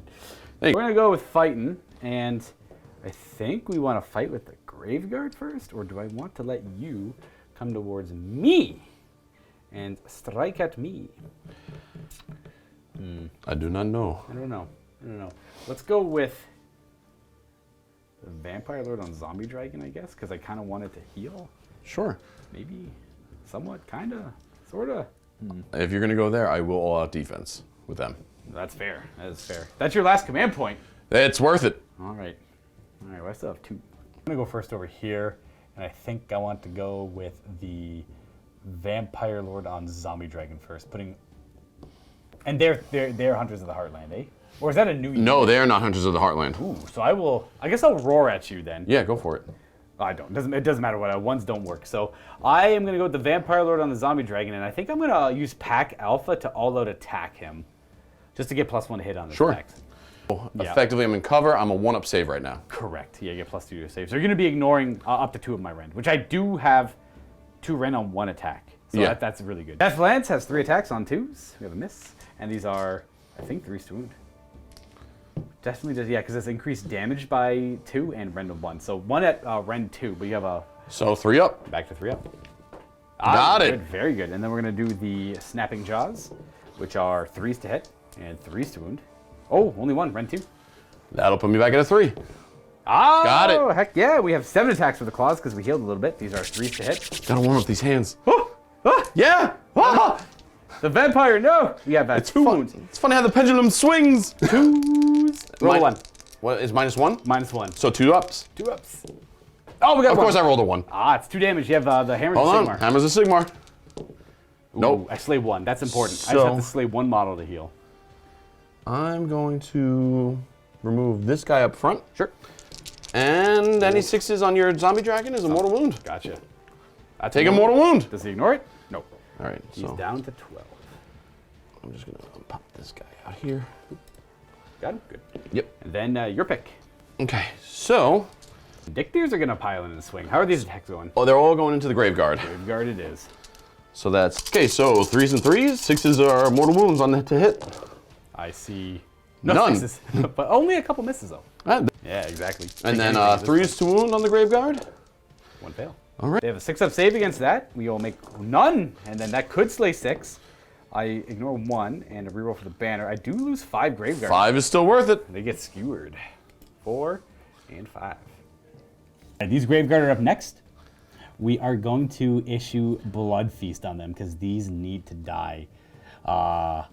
Kind of need to die. That is actually, if I'm kind of planning for a double turn here, they need to die because I got to free up these units. So Prince Duval, the Vampire Lord, will call out a command ability. I'll go down to 1 and Blood Feast, so they all get an extra attack. I'm not going to bother piling in because I can't get any extra guys fighting here. Oh, these guys could pile in a little bit, and I'll get like 1 more guy fighting. So what I'm going to do is instead of moving all the models, that guy's going to shift up 1, that guy's going to take a spot, that guy's going to take his spot, and that guy's going to take that guy's spot. So by doing that, this guy is going to go where that dead Vindictor was. Go for it. Kind of. Sorry, there. He's up there, and then these guys can like pile in and get cover and not get cover, just get coherent. So we're going to have 5, 6, 7, 8, 9, 10, 11, 12 attacking. 1's the Seneschal. So that is going to be 37 attacks. Woof. Like I said, I'll have 1 command point left. 3s to hit. No re-rolling. It's a good roll. So it seems like it. Oh, looks not too shabby. This is where the mortal wounds come in on 6s. Ooh, not a lot. But these are 3s to wound because we're near a vampire. So that's 3 mortal wounds. But those are in addition to the normal damage. So I'll do the 3 mortal saves first. I make 1. I do so kill only 1 guy dies. 1 will die. And then we can just pull them in a second here. Yeah. Because we are going to have, how many saves? 13 wounding hits that are only run 1. So these are a 2-up save for the Vindictors still. So here we go. We're gonna do 2-ups. How many do we have? 3? 1, 2, 3 fail. That's still 6 damage though. That's enough to wipe the unit, but That's Graveguard. I save 2. Ooh, so 2 die. So 2 die. So 3 die in total. 1 will remain. So I'm just gonna remove everything but the leader. I'm going to put it all in your graveyard. Okay. Do you want to keep the banner and have better bravery when Battle Shock comes up? Is that an option? That is, of course, an option. Oh, yeah, then I thought that the leader had to stay. No, then, the leader, you pick whatever you want to die. Fantasy, the leader had to stay. 100%, yeah. I'm back in that day. So, yeah, I'll keep the Standard Bearer, and I will Thundershock your graveyard. 12 dice at Blaze of Glory. Oh, I need to roll 3 more. Yeah, Thunderstrike. That is 2. 2 mortal wounds at the graveyard, you said? Yes. Bam! And I take both. These guys are dead. All right. So we have the banner remaining. All right, that's my attack. You get to pick one of these 2 Annihilator units. Right here. Oh, beating my skeletons. So 3s and 3s. Ooh. Not horrible. Oh, that's terrifying. 3s. Hey, not All right, 4 in my... Oh, their poor little skeleton armor only goes to a 6-up. Oh, we make 1, so that's 6 damage. Yes. Because they are the Annihilators. We're going to mitigate none, but we do have a banner. Still mitigating none, so that's 3. That's 6 dead. That'll count towards bravery. I'm just gonna move that out of the way, just to see what's actually. State of the game, Luca. 2, 3, 4, 6. These guys might stand up when they go to fight, which I'm just gonna go ahead and resolve right now, I guess, because I want to see what they do first. So we are gonna go ahead and take those 6 casualties. How many of them stand up? 4 of them do. Jeez Louise. But I'm gonna keep a 6 beside this unit to remember that they lost those 6 still, because that still counts towards their bravery. And 4 of them are gonna stand up. Generally the same idea as it was before. That looks outside of 3, right? Of the Sequitors? Yeah. Yeah. And I'll make sure, but pretty sure you're out. Oh, that is tight like a tiger. No, you're good. oh, heck yeah! It's tight like a tiger. Boom. Well, I can't see that 6 there actually, so let's put it over here instead. So we lost 2 skeletons. So there's 11 skeletons. One's the champ. Champ hits once. Wounds on a 2 because of the vampire, so 2-up save. Good. And then we have 10 skeleton attacks. No. We're gonna do some damage here, maybe. Undead limbs abound. Oh, we got half hit. 3 to wound, because, 5 wounds, no rendo, I believe. This is me rolling. Here we go, 2-up. 2-ups, which means 4 go through. Wait. Yeah! Not a single lick of damage. Okay. Change of winds. And then you have these Annihilators to go with. So I'm going to do a jerk maneuver. I'm going to pile them in like this.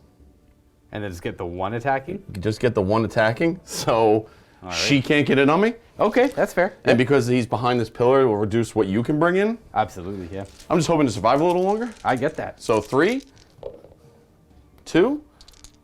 And... we'll re-roll that because that's pretty cocked. Well, it's up to you. Always your call, man. If it's a hit, I'd say keep it. It looks like it's going to land on that facing. Unless it's a miss. You know what? Your call. Is it a hit? This is a wound. This is a fail. Oh, wow. And it's Go ahead and reroll. Go ahead and reroll it. Reroll. Hey, all right. 2 at -1 on your graveyard. Shields, so they get a 5-up. Hey, they make 1. Bless All right. shields. So 2 damage. Ooh, minions. Oh, nice. Unbelievable. 8 are able to make it in with piling in. So that's going to be 17 attacks because of the seneschal. I have 1 command point. I'm going to keep it for Inspire, I guess. So we're not going to all-out attack them. Freeze to hit. Ooh, that was a hit. But these, my friend, are all misses. I'll take it. And 2s, but we're looking for 6s. Oh, we got 3 mortal wounds. And 3 fails. So we have 3 mortal wounds first. 3 mortal wounds. 6s. Make 1. Oh, we still do 2 damage. 1 guy dies, so that's going to be 4 right on there. And then, oh yeah. That works. No mortal wounds. None of those. And then we have 6 saves on that guy at Ren 1. So 3 ups. 3 ups. And it's going to be 2 damage, failed. which you have a Hammer of Sigmar. All right, Nope. you've got 1 wound remaining. 1 left. He's still alive. It's still good. It works. All right, and that's it. We're done fighting. All right. We are done. So end of the combat phase. My Vampire Lord killed exactly 1 model, so he's going to heal 2 wounds. Back up to 14. He's at full. And then you have Battle Shock. So you lost, what'd you roll? Oh, 4. So I'm pretty sure that's 8. And you are bravery. You're currently bravery 8, but it gets lowered by 1. That's what I mean, so I'm pretty sure I'm gone. He does run away. All right. Womp womp. Womp womp. That's So we are gonna keep rolling. I lost 3 of these skeletons, plus I lost 9. So we're gonna inspire them for my 1 remaining command point. There you go. And then I also lost none of them and a handful of them. I thought you lost. Oh no, you made those incredible saves. Yeah. Yeah, I lost 8 of the Graveguard. They took some hits there. I'm gonna inspire them instead and roll theirs. So I rolled a 14. So that means, because I lost 9, so I'm going to lose 4 more skeletons. They're going to crumble away as they took too much damage and the magic cannot sustain them. So 3 crumble plus you. All right. Now we're at the end of the battle shock phase, rolling to see if I get half of my dog unit back. I think I do because one of your units was destroyed. One was destroyed, yes. One was destroyed, yeah. So I do get my dogs back, but only half of the units. So I don't get all 10, I just get 5 of them. I'm going to choose this grave site, where we're fighting with the Vampiress and the Graveguard with sword and shields, and they're going to show up wholly within 12 of it, more than 9 away from the enemies. I'm not too sure what the plan is for them. They're just a unit to have to use. And for scoring, I do not control either of these objectives, but I do control... Definitely get that one. I definitely have the Alpha objective, which is also, that's worth 2 points. That's my conquest target for my battle tactics, so I complete that as well. So I get 4 victory points, putting me at 6. Oh, 7. So I'm 7. I'm simply down by 5 points. As the current score as we go into the 3rd battle round, but we're going to figure out what the Alpha objective is. Go ahead and roll it up. Drew, we got 1, 2, 3. Maybe 3. 3, of course. Ooh, it's that bad boy over there. And now we do priority roll. I wish that was my priority roll. I got a 5. Oof. Oh, you get to pick who goes. I'm taking it. I'm taking it. I'm taking it. Absolutely. It's going to be turn 3 for the Stormcast Eternals. Woo. This is where we're at. Current command points and current score. So what's the plan? Okay, so this round I'm going to cheese you a little bit. I apologize. I'm going to do aggressive expansion to expand upon 2 objectives that I already control, and 99% chance we'll still control at the end of this round. That seems like a fair assumption. It's a little dirty. I apologize, but it's easy points. With my dice rolling, I'm going to do what I got to do. Hey, you got that point. You might as well keep that point lead going. Now, what would you like to do for heroic action? I am going to... I'm going to put a heroic leadership on him. All right, 4+. He is inspiring. Indeed He sure is. Going to put the marker on him. I don't know if I need to Finest Hour the dragon, or if I don't have... Finest Hour would be pretty clutch, and I don't have Mystic Shield. But I'm too afraid of kind of burning it in case you decide not to fight him. But then again, that is a unit of 10 Sequidors, so... The plot thickens. The plot thickens. I actually don't know what you're going to plan on doing here. Me either. So I'm going to go with Heroic Recovery on this guy here, and hopefully it doesn't bite me in the butt. He is going to heal his 1 missing wound, because I just don't really need the command point. Okay, first up for the hero phase, my Knight Incanter is going to cast Thundershock on them. And here we go. Looking for... That is not good. All right, no Thundershocks. But we still have the Lord Relictor stuff. Who's going to put Mystic Shield once again upon the Sequidors. Ooh, does it work? Yes, that's with a 7. I'll try my best to stop it, and I don't. I keep matching. You match me every time. For his prayer, though, I'm going to switch things up. I'm going to Lightning Bolt him. Yeah, give him -1 to hit. You got it. Oh, man. Can't stop it, and this is like mortal wounds, I believe, as well. 2 mortal wounds, and he's -1 to hit. So 2 mortal wounds, which I don't ignore. I go down to 12. Down to 12, and now the lightning does disrupt his offensive capability. I'm -1 to hit with my attacks. Movement phase. Okay, so movement, I'm actually going to have Mr. Annihilator fall back. Oh, that's not very heroic of him. No, it's not, but it is what it is. Him and his 1 remaining wound are going, I'm going to take a break. You guys take it. They're already 3 away, so I'm pretty just going to leave them there. You could side shuffle if you wanted to make more room for them to come out. Or you just let the charge. Yeah, you know what? Do all that. I'm going in. Let's do this. All right, we're going to side shuffle and make room. I was able to murder one of them. Yep, he's one of them. Yep, he's part of it, so I'll actually do that for easier seeing. We'll go ahead and show you where they end up. They just shifted a little bit. And while you got the camera there, he's actually just going to walk into some cover. Smart. All right. I think I would like to... I'm going to redeploy these guys. What? D6-inch move. Up to 5. There we go. That's the most Warhammer Fantasy thing I've ever accomplished in Age of Sigmar. Just ranking up again and protecting the vampire character a little bit. So my Sequidors are going to go next, and they're actually going to move away from his zombie dragon. I made the right call then with no Finest Hour. Yes. All right, I wasn't too sure if you're going to commit to that or not. All right, I see you reinforcing a strong flank. That's cool. And there. And then what about the Lord Relictor? He's just moving in, just like that. Do you want to go in the woods and get cover just by backing up a wee bit there, or do you want to... You know what? That's a good call. I'm actually going to do that. I'm going to put him right in the woods here. Hello, Mr. Relictor. Look at him. Hello, trees. All right, so there's no shooting left in my army because... I killed it all. Yes, dice. But we are going to do some charges, and I'm going to start right here with my Sequidors. My poor skeletons, dude. Who get an 8. Oh, yeah. Who they're just going to... They're going to get some. Oh, they coming, baby. I see someone fears the graveyard. Well, now you have a much further way to come around, and if your zombie dragon comes around here, then they got to move around him too. Oh yeah. I'm thinking, if I can just hold out long enough, I'll win on attrition. You better believe. Yeah, you better believe it. Because I'm pillow-fisted today. You can play the objectives well, but you just cannot hit anything. That's my MO. That's what I do. That's fair. All right, so we're done. That one charge is done. That one charge is done, and I think we're gonna charge. I think we're gonna go wild. I think we're gonna drop some. Actually, I'm gonna roll for these liberators and see what I get. Ah, yes, rolling up charge, and we're gonna see 2 numbers here. 8. 8. Okay. Did my reform make you not want to charge? I'd rather have 30 bodies on the objective than risk losing any. That's thinking with the brain. I get that. To be honest, now I'm even debating if I want to charge with them and make you come to me, because if you charge me, you take mortal wounds. 100%. That's true, but then she gets D3 extra attacks if she charges. Watch out! Ooh, Sangsiron! Oh, again, the plot is thickening. The plot is thickening indeed. All right, that's cool. I get that. Okay, so for the end of charge phase, I'm actually going to hold both of these guys, because having 42 bodies on this objective is more worth it than trying to charge in to take them out, because there's not enough there that I'm worried about it. I can see why there's appeal to that. Plus, you deal more wounds to me if I charge you. Right, I kind of want you to come to me on that one. Correct. So I'm going to go first here. I think I'm going to go with my Sequitors. Sure, pile them in And smash since them. it's the start of the combat phase, I have to choose. So I'm going to channel their power into their weapons and hope that my hammers get some exploding 6s. I feel in hindsight of my cold dice, it's probably not the best choice, but I'm here for fun. Yeah, because in second edition, it used to be reroll hit rolls. Now it's every 6 hits, 2 hits? Yes. That's what it is? Okay. Yep. Yeah. And the 5 up board on the shields, right? Yep. All right, so do you want to pile in at all, or you just can you pile in at all? I don't think I can really get more in there because of the terrain and everything. So you got 3 fighting? So I'm just going to have these 2, and then she's the leader, so she'll get 3 attacks with the sword. Gotcha. Cool. Sounds good to me. Here we go. On the hammers. Well, Hey, we got a 6. I missed with 1, but I explode. 2 hits. That's 2 wounds at -1. -1. I got a 6 up save. I do not make either. 4 damage. We are undead. Ooh, 3 die. Okay. So I'll put a 3 beside it for now. Then 3 attacks with the leader, which is 3s and 3s. That is 3 more. 3 and -1. 6 is, and they're only 1 damage, right? 1 damage, yeah, on the swords. 2 more die. So that's 5 dead. I am going to pull.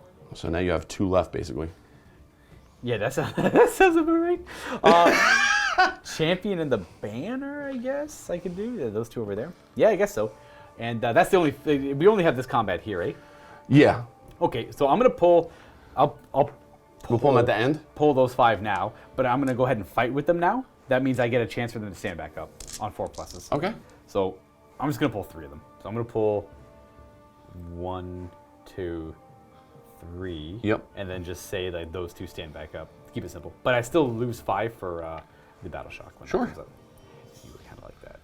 I think I may have miscalculated my battle shock a little bit last turn. It's not a big deal, but I counted the guys over to the right and the guys who died. I might have messed my math up a little bit. If anyone is keen, yeah. See, I don't know either. I thought about it now because I put the 3 off to the side, and I'm like, I'll count those for battle shock. I'm like, ooh, I got these guys counted as battle shock too. So I probably double counted a couple models. I don't mind. It doesn't really matter too much, but we are going to go ahead and attack with my skeleton champion. I just wanted to point that out. Yeah, I probably got it wrong.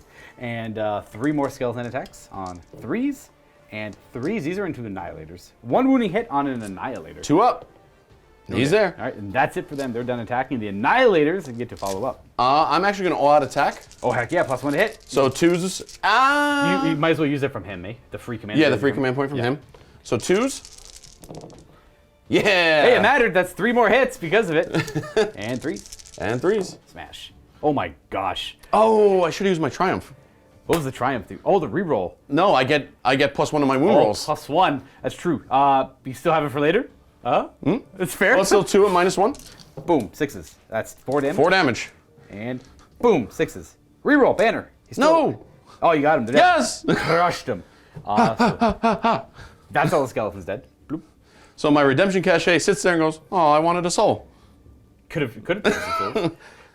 Yeah, because it didn't really matter if I had a couple extra models there because I couldn't bring any back because the cachet is there. Yeah. So if anyone's unsure of what the cachet does, I think it makes it so models cannot be returned to units within 3. Within 3, correct. Vaguely something like that. Yep. It instead captures the souls of anything that die and traps it away to be used later.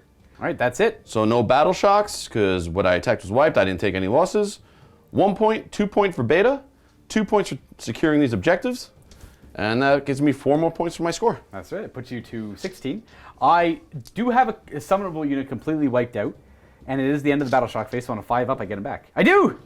Those skeletons that died, I get 10 Half of them back. strength. Yep. From getting destroyed there, a new unit resurrects from that gravesite, wholly within 12 of it, more than 9 away from the enemies over here.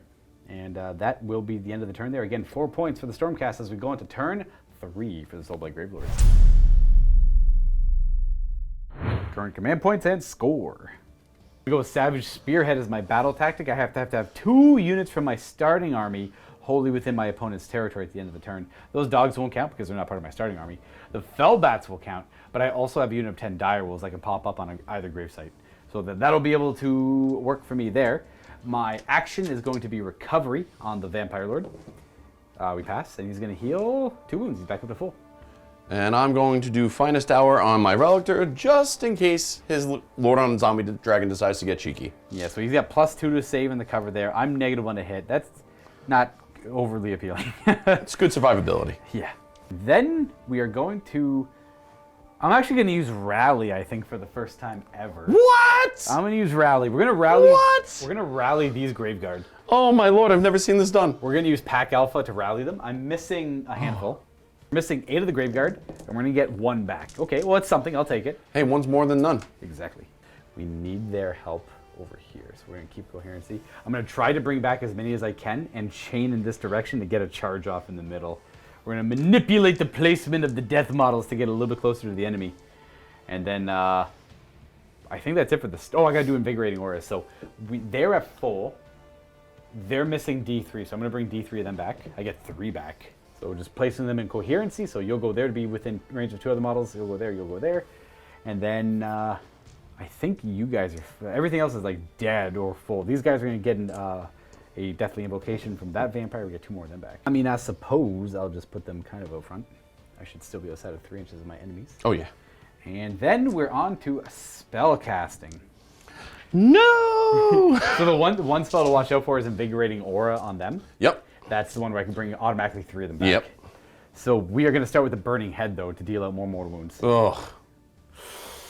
I think we get it, but I don't like the 6. For a Burning Head. Ooh, this is 7 to cast. Reroll. Oh, we failed Yeah! it. No Burning Head. I'll That's take it. big. That's big because it was going to hit all 3 of those units. I'm glad it didn't. Whew. Whew. Okay, we're going to go Spirit Gale from that Vampire Lord. 8. I'm not going to gamble but they're pretty high bravery right now. But then he's right there. If he's within 8, he's not visible though. There's too many models in the way. I can't see him, so I'll have to target them. I'll let it go. It's the Mortal Wounds. I have 2 other spells after this, like Mystic Shield and probably Invigorating Aura. This is the one that I roll equal to your bravery or higher than your bravery to deal mortal wounds. So we'll he's easily within 30, so I'll try with him. All right, since he's further. Hiya! That's a 1. Oh, definitely not. With Oh, boo! So rolling Spirit Gale, that's a 5 plus a. Well, that was a 5. So we have 11 against their bravery. By 3. Are their bravery 7 or 8? Actually, I have to double check. 4 mortal wounds on them. 4 Sigmars. Hammers. Nope. Ooh, okay. It's okay. So he dies. And then 2 wounds left on the 1 Annihilator from Spirit Gale. And then we're going to go with the Vampire Lord on the Zombie Dragon. Mystic Shield. Sorry, before you see the roll. Oh, I got it with it. You got it. Okay, well, he's going to have Mystic Shield on him. That's something. So he's currently got -1 to hit and +1 to a saving throw. And then we're going to throw in an Invigorating Aura. This is cast on an 8. But I get +1 to my die roll for every Death Wizard on the table. So I'm going to get +3 to this roll. So that is a 7. I rolled a 10 technically, so you need an 11 to stop it. Oof. Which is the difficulty of it. This is my only spell, so we might as well try. Nope. Ooh, that's going to bring back 3 Graveguard. Okay, ending up over there. More models, please. So we are done the hero phase. We're going to go... Are they both Hunters of the Heartland? The Annihilators? Just the Annihilators. And not the Sequitors? Not the Sequitors. Ooh, so I can step on them. Or roar at them, I guess. Yes. Okay, well, movement time. Let's get stuck in, shall we? Yes, let's get stuck in. Let's go ahead and run these skeletons. An extra 2. Going to end there with the skeletons, and then we are going to move with... It's interesting. I didn't get the Burning Head off. Kind of makes us more suspicious than anything. Let's move forward with. We'll move forward with the Graveguard. We're just gonna move the Vampire there. No redeploy off that. We're gonna keep the Graveguard still, and then I guess the Vampire Lord will move. Sure. Yeah. Oh, Yeah, the Vampire Lord will move for sure. Move that the Vampire Lord to there. He's got fly, so he goes right through it. Or I guess up and over it, however you want to imagine it. Maybe through the window. And would you like to redeploy off that? We are going to redeploy off that. Who is redeploying? The Annihilator. Ooh. What's he? You have to roll a d6. How far is he going to go? 6. Oh, you got the 6 over there, right. Yeah, for a change. He's going to go backwards. And then we're going to move the Zombie Dragon. That'll be... Did you have a free command point for that one? Oh, you did Finest Tower. Yeah. So you're down at 2. Okay. And then the Zombie Dragon's going to just fly over in that general direction. If you just want to put him 3 away from the Annihilator, please. Sure. Yeah. Bloop. Ending there. We're going to have to do some work with that Zombie Dragon. And then let's move the Graveguard. I'm going to move the Graveguard next. They're going to move to about here. Well, with their 4-inch move, they'll go as far as they can. We're going to end up there, and then we have a few other things to move. We're going to run the Fellbats. And they're going to go 20 inches. Just, I guess, 20 inches this way. Yeah. Please and thank you. So he's going to end right here. Just throw him over there. I just put him like up against the wall of the building there. Here? Yeah, that works for me. I don't plan on charging with them. They're just like a weird mobile unit that just jumps around. Yep. The dogs are going to move.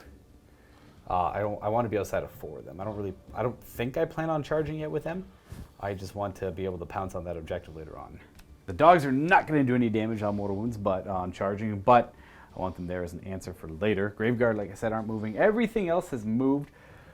These skeletons here, we're going to run them, and we're just going to, I don't know, slam up against the wall. We're just going to have them kind of collectively Hold that objective. Yeah, this is their place now. We want. This is your home now. We don't want Translocate to be able to jump and take this objective from me. But They've decided to make a defensive perimeter around the wall. For what reason? I don't know. It prevents things from translocating over there. I got enough stuff over here to attempt to prevent it as well. So we are on to shooting. We're going to try to use... Oh, Pestilential Breath is very tempting on Sequitors, but I want to try and take out that Annihilator with his pesky 2-up save. So he's going to mess up your charge. He's also going to mess up my charge. So what we're going to do here is I can't possibly roll under 1, so I'm just going to roll to see if I hit. Sure. We do. It's on 3. Okay. Wounds on a 2. It wounds. Rend of 3. So 5 up. Yes. Oh! Boom! Oh, that shield! He said, I shall not die. Oh, just can't get through the shield. Very good, very nice. And then I think we're on to charging. So we will start with the Zombie Dragon declaring a charge. We'll go 7. All right. Charging like that, away from the Relictor. We do have some reach to be able to reach over and attack if we need to. But we just wanted to leave some room for the Graveguard to declare a charge. You charged me, so I'm within 6 inches. I'm going to roll and see if he suffers mortal wounds. Okay, fair enough. 3 He will. Ooh, D3. It's 1. 1. Minion. Nope, he takes damage. He's done. Yeah, boy. 13. Let's just track that up here, I guess. The infinite 13 on this guy. I know, he just up and down with this guy. Let's go with the Graveguard declaring a charge. They need a big number. 5 won't cut it. We are going to use Forward to Victory. We'll use Pack Alpha from the Vampire Lord. Yeah, why not? Why not? It's free. Oh, 4. That's not going to make it. Yes! Let's do this Vampire charging. Or does He could also fail if he would like to. Maybe we're going to go the Vampiress instead. Yeah. She'll charge. Ooh, 11. I needed that earlier! Charge over there. And then we'll have the Graveguard declare a charge next. Then we'll go also 11. All right, we are charging there. I had to put my Dire Wolves down over here. But I meant to do it earlier, but I forgot to. But we're going to do some charging. Yes. So Vampire Lordess gets it. And she suffers a 1 wound, which she does not ignore. She's got 4 wounds left. Graveguard can catch these hands. And they will suffer 1. 1. And then this Man, unit will it's do it as well. inconsistent. And these guys can catch hands. They get it. Okay. For 1. 2 mortal wounds. Oh my god. You do kill 2 of them. All right. It's 2 less attacks. And the Vampire takes a mortal wound, so I'm going to go with losing... I don't know, nor do I rightly care, I guess. Sure, they'll die. Boom. Yeah, that's where the dogs would have ended up. I didn't have any plans on charging them, so it doesn't change anything. Graveguard charged in. They took their casualties. The Vampire took her casualties. The Vampire Lord over there took his casualties, so we are going to go, and I don't think I'm charging you. You're cool. You can hang out there and keep it real, my man. And let's go on to fighting. We're going to start with these Graveguard first, because them's them nuts, boys. I'm going to defense with the big guys. That is fair. And then the Vampire's going to give them an extra attack. Boom. This is where we're at. 46 attacks with the Graveguard because of Blood Feast. Oh, which way are they going? You got a couple units over there. Everything into that big unit of...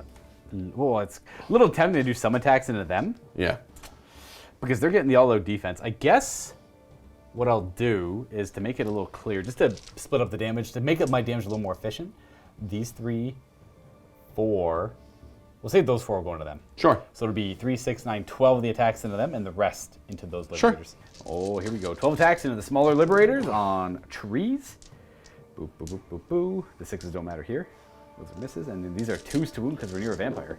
We have a mortal wound and 5 saves. So the 5 saves on Liberators? So it's -1? Correct. So I'm +1, so I go back to 3s. Yes.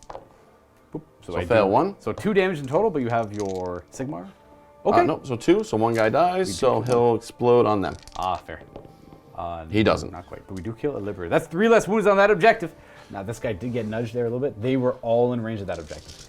And then the other attack, the rest of the attacks into the other Liberators. Oh, I have to make 1 more feel no pain check, so to speak. Because there was a 3 in there, they technically have a 4 up with a +1. I got confused. Yeah, that's all good. And sorry, so he takes one more damage. That's all the differences there. And then this is in the unit that has all-out defense and the Sigmarite shield, so these are +2 to their save. I have Ren 1, so in the end they'll be going back 3 to up. 3 up. And these are 3s to hit. That is a nice looking roll. That's a nice looking roll, but ultimately it means nothing in the end. The 6s are beautiful. It's still more chances to mortal wound. That's true. And 2s. Oh, yep. How many? Oh my goodness. Oh goodness, yes. 4, 6 wounds, 6 mortal wounds, and then these all fail. Put those 6 there. And then we have a total of 5, 10, 15, 25 saving throws. I'm gonna do the Sigmar saves first. The Hammers of Sigmar saves. I make 2. That does kill 2 of them. Don't take them yet. We'll allocate all the wounds in the end. Okay. I'll just keep track. That's 4 wounds so far. So now I gotta make 20 saves. Plus another 5 20, after. 25. Oh, 26 saves. Sorry, 26 saves. So 3s. 1, 2, 3, 4. So 4 fails so far, on top of 6 more to do after that. Okay. Oh, these are 1 damage each. They're only 1 damage. Oh, this isn't as horrible as I thought it was. Yeah, no. They have a better save, but they wound a little better too. 3 more. So 3 more. Then we have the Hammers of Sigmar saves from the failed armor saves there, which will stop. Ooh, nothing. Oh, 1. There's 1 there. Okay. So I take 5. I'm sorry. So 6. So 5 of them 1, get 2, struck down. So that's 1, 2, 3, 4, 5. 3, 4, 5. How many of them are able to strike So back with light? 2 can. 2 can? All right. So 1 on this. On 6s. Nope. And on the Vampiress. Vampiress. 1. And minions? No, she's got 3 wounds left. Okay. And then that's their attack. Pretty devastating. Pretty good. Did some damage. I like it. All right, I was supposed to do a monstrous rampage. The Sequitors are not.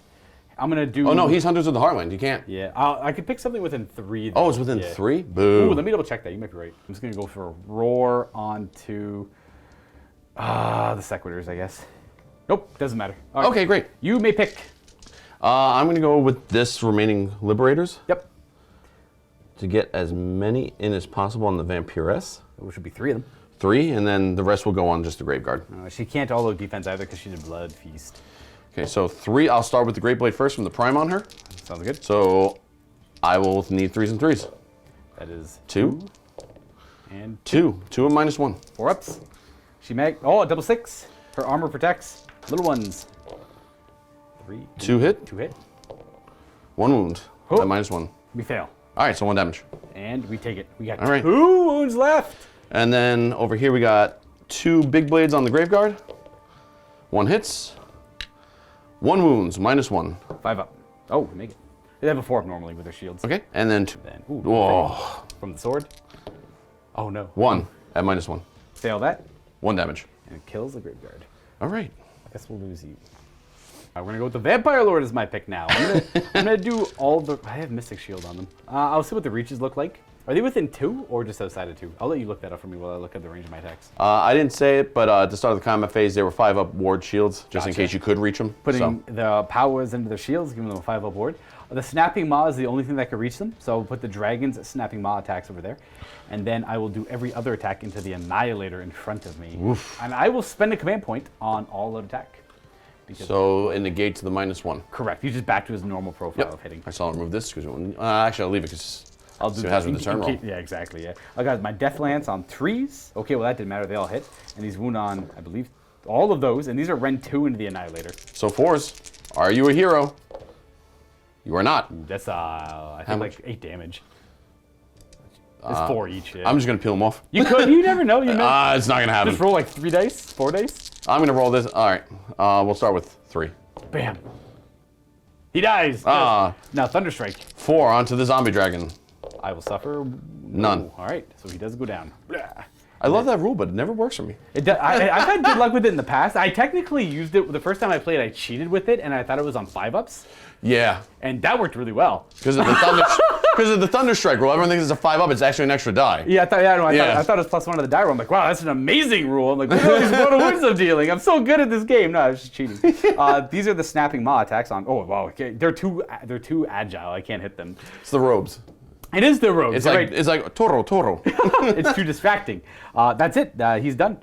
Your right. pick. Then these guys are gonna sweep in. Hello, Liberators. No, I lied. Hello, Knight Incantor. Yes. Get off that cover. Nice. Yeah, just double checking. He does have to leave the cover to get in range of the graveyard, so we'll commit to this fight completely. 3s and 3s. He's hitting me with his big nerd stick. I believe in him. Think about all that attack. Well, how many command points do I have? 1? You'll have. This is your last one, so you won't have an Inspire for these guys. I'm gonna hold it for now. Yeah, okay. 3s. There's a 2. And 3s. Ooh. Nope, nothing. Well, that's what you get for being a nerd. Well, the only attacks I have are the Vampiress. She gets an extra D3 attacks from her artifact Sang Siron because she charged. And this has only ever given me 1. And, oh, the pattern does not continue. I think she has 4 attacks base, so she goes up to 7 attacks. I will be right back and look, though. This is indeed the number of attacks I get. D3s to hit. We got a couple of misses. And he's wound on 3s. Ooh, very good. Those are Ren 1, 5 damage. 5 wounds at Ren 1. But they have +2 to their save. So right 3 up? 3 ups. Come on, baby. I see a couple fails. They're Yeah. D3 damage apiece. Low numbers. Ooh. Of course not. No, not today. Not today. Oh my God. Come on, many 6s. It's not gonna happen. Believe. Oh, I saved 1. So that's gonna be just 2 guys. 2 guys die. And are you gonna try and kill? Are you gonna try to assassinate her with Blaze of Pop, Glory? Oh no. It would be amazing, but I don't think it's gonna happen. You just need 2 6s. Actually, You might go Graveyard instead. yeah, I'm gonna go Graveyard instead. All right, Graveyard instead. Because I have a plan. It's not a good one, but I have a plan. I love not good plans. Oh, I didn't get it. Nope, Okay. didn't matter. All right, so the Graveguard there, freed up. She is. Is that? Oh, you get. So now these- I get. Yeah, They're these- gonna go, Oh no, here they come. and I'm gonna all-out attack with them. Oh no, I need to save that inspiring. 100%. Yeah. So I'm gonna save the inspiring. However, I'm going to use my triumph. +1 to wound. Yeah, I remember ins- things. They're inspired. So 3s to hit with the prime, with the great weapon, Okay. of course. I'm so sorry. It wounds. That's okay. 1 and -1. And we pass our save. Of course you do. The taco cats are. Little guys. 2. You have to put your dice in the microwave before every game. 1 at -1. That +1 to wound will. Make Oh it no, work. 2. Yeah. I fail both, Yeah. and I fail both. Yeah. That's 2 less dudes. That is 100% 2 less dudes. Do what I gotta do. We'll go you and you, I guess. Keep the banner. The banner stands alone over there. Piling in, getting each model closer to the units that they were nearer to, so it was able to legally pile in and get those 3 Sequitors attacking my Vampire Lord. Who So 4 hammers. Yep, I cannot all-out defense here. Man, that's cold. 1 at -1. I passed my save. And then 2 massive sword attacks. 2 hits. Nice. 1 wound, -1. And I will pass that. Yeah, as well. this is fine. Okay, that is what it is, I guess. That is it. Are we done? Battle shock. At the end of the combat phase, he killed the model. He heals back up to full. Of course he does. And the vampire over here heals back up to full. All vampires have the hunger. Whenever they kill a model, they heal D3 wounds. No, well, that didn't go as planned then. Battle shock. Last command point, they're not leaving. Inspiring. I don't think they lost 1 model. They can't fail. They're leadership 7. 7. Bravery down, 7. Down to 6 because you're near death rattle stuff. So on a 6, 1 could run. No, you're good. Way to hold. Now I get a 5. Way to hold. And Okay. they lost nobody, so we're good. Exactly. So we are then going to go on to... Well, scoring. Oh, scoring, yes. Scoring. I still have that one. I think this was my turn. This was my turn, yeah. Oh, yeah, who's got this one? They're all in range, so that's 3, 6, 9, 12. 10. Yeah, 3, 6, 9, 12, 15, 18, 19. 20. That guy counts as 2. Oh, yeah, so So 20 to mine. I think I outnumber you. Yeah, you do by a little bit, eh? 5, 6, 7, 8, 9, 5, 6, 7, 8, 9, 10, 11, 12, 13, 14, because she counts as 2 as Yep, well. so I got you on that one. Ooh, I couldn't wrestle it from you. I outhold here, so you don't get that one.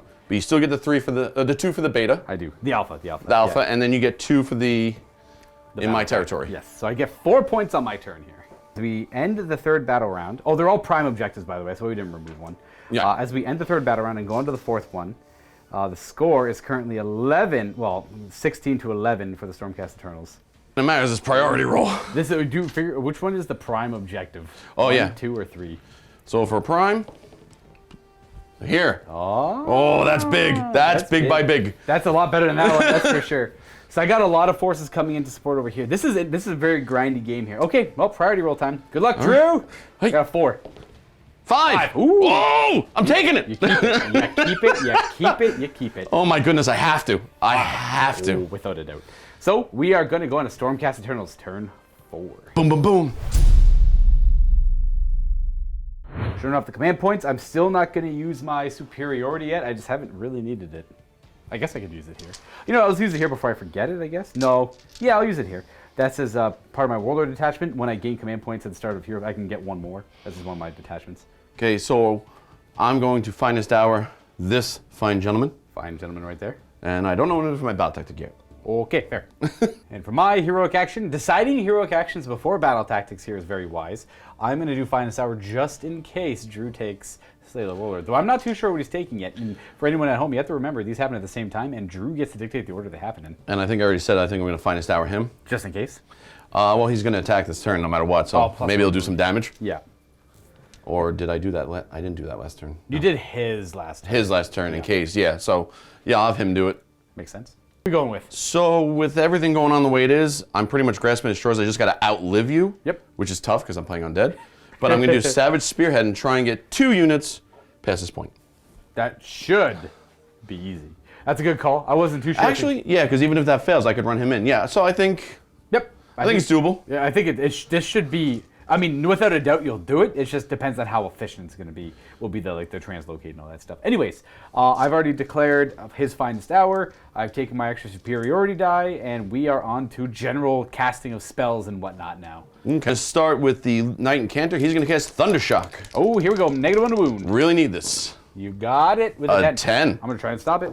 I got a 7. You don't. All right. So on a 3-up, boom.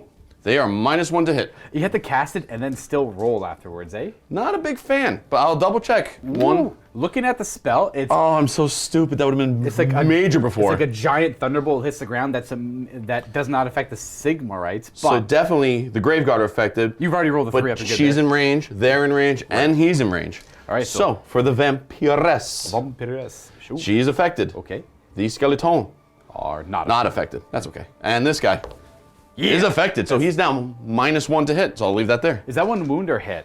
Oh, I'm sorry, to wound. Okay, so the Graveguard, the Vampiress, and the Vampire Lord, all -1 to wound. So next up is him. He's going to do Mystic Shield as usual, and hope I get a nice roll again. We got a 9. 9, Can I that's a roll nice 10? roll. No, not quite.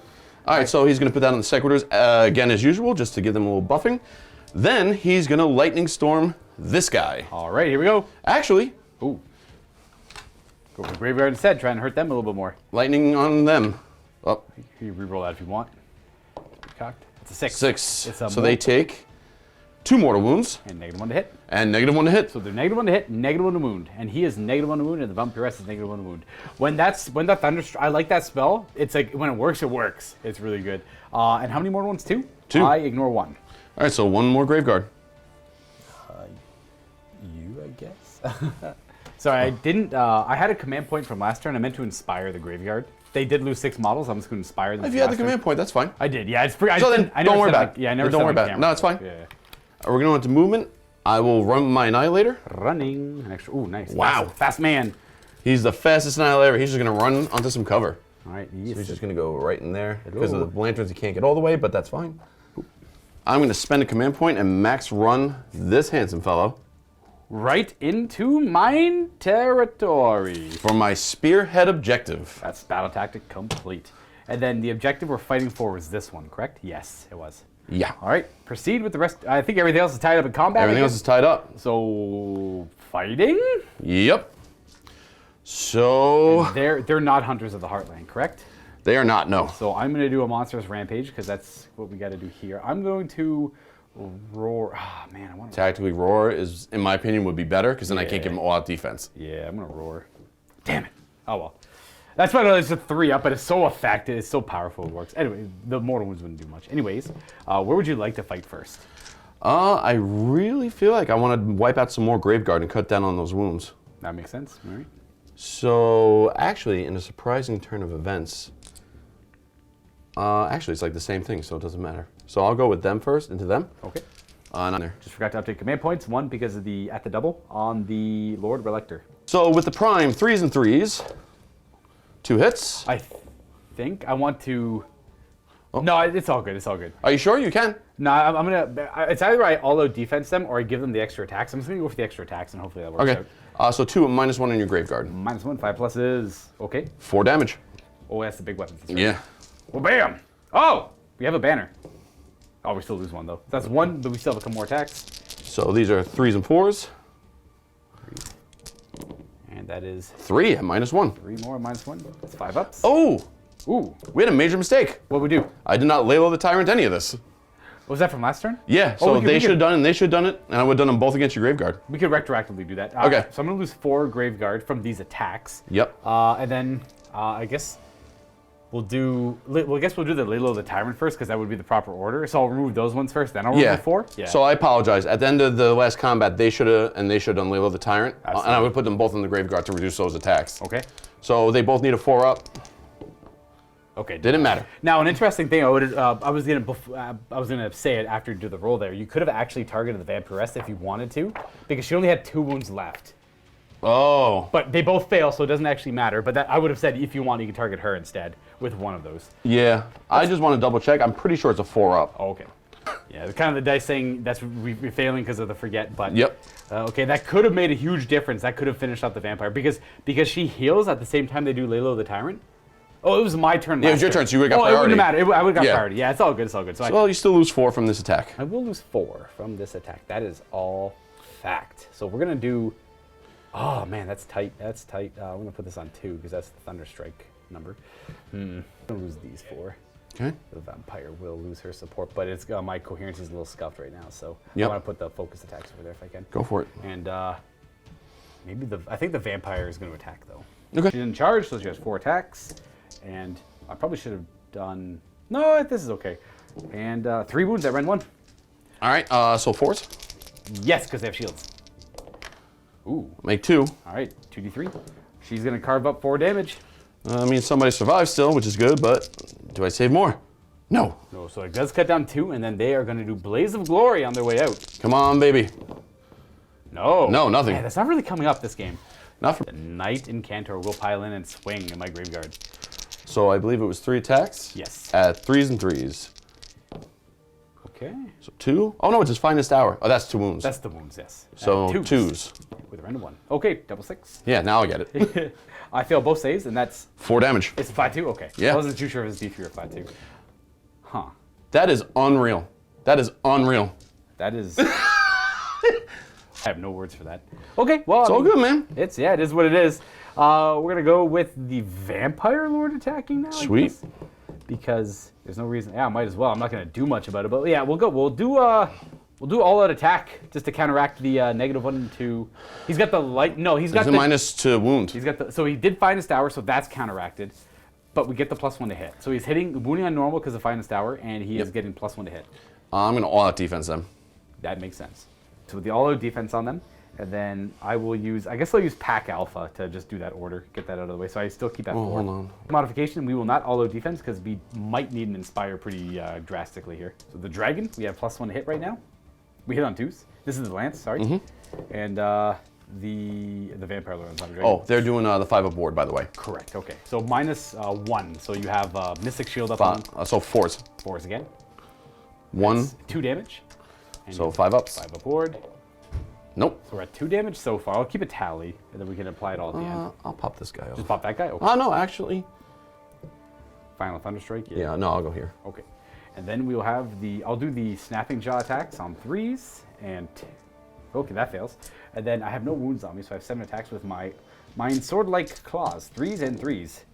Because of +1 to hit, and +1 and -1 to wound. 3 at Ren 1, so back to your 4-ups.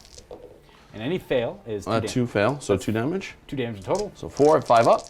For each one. And then None. 2 more die. We get rid of you and you, because we got to keep coherency. All right, and that is all the Vampire Dragon has. All right, so I will go with this Liberator. Going to be 3s to hit, 3s to wound. 3 hits. Ooh. 1 wound, Okay, -1. -1. We pass our save. She's got 3 up. All I have left are the Graveguard here, and we are going to throw an order at them for Blood Feast, an extra attack. I'll go down to 3 command points. All attacks will be directed to the Liberators. 3 attacks each. So there's 3, 6, 7 of them. So 21 attacks. The Seneschal is dead. They got hit by the Lord Relictor's Prayer, so they hit on 4s. All right, there's definitely some 3s in there. There's 4 3s, so it stopped 4 hits. That's good for you. Yeah. And then -1 to wound. -1 to wound. We are near a vampire, so we get +1 to wound. So we're not wounding on 2s, we wound on 3s. So it stopped 2 of those as well. 2 mortal wounds. 2 mortal wounds and 6 saves. So 2 mortal wounds. Go through. And 6 armor saves. At -1. Just 1, yeah. So All back right, to a so 4. 4 up. Oh, very good. So 2 more go through. And then you have your ward save on those as well. Just they're those only 2. 1 damage each, yep. Okay, so I do 4 damage in total. So popping on you.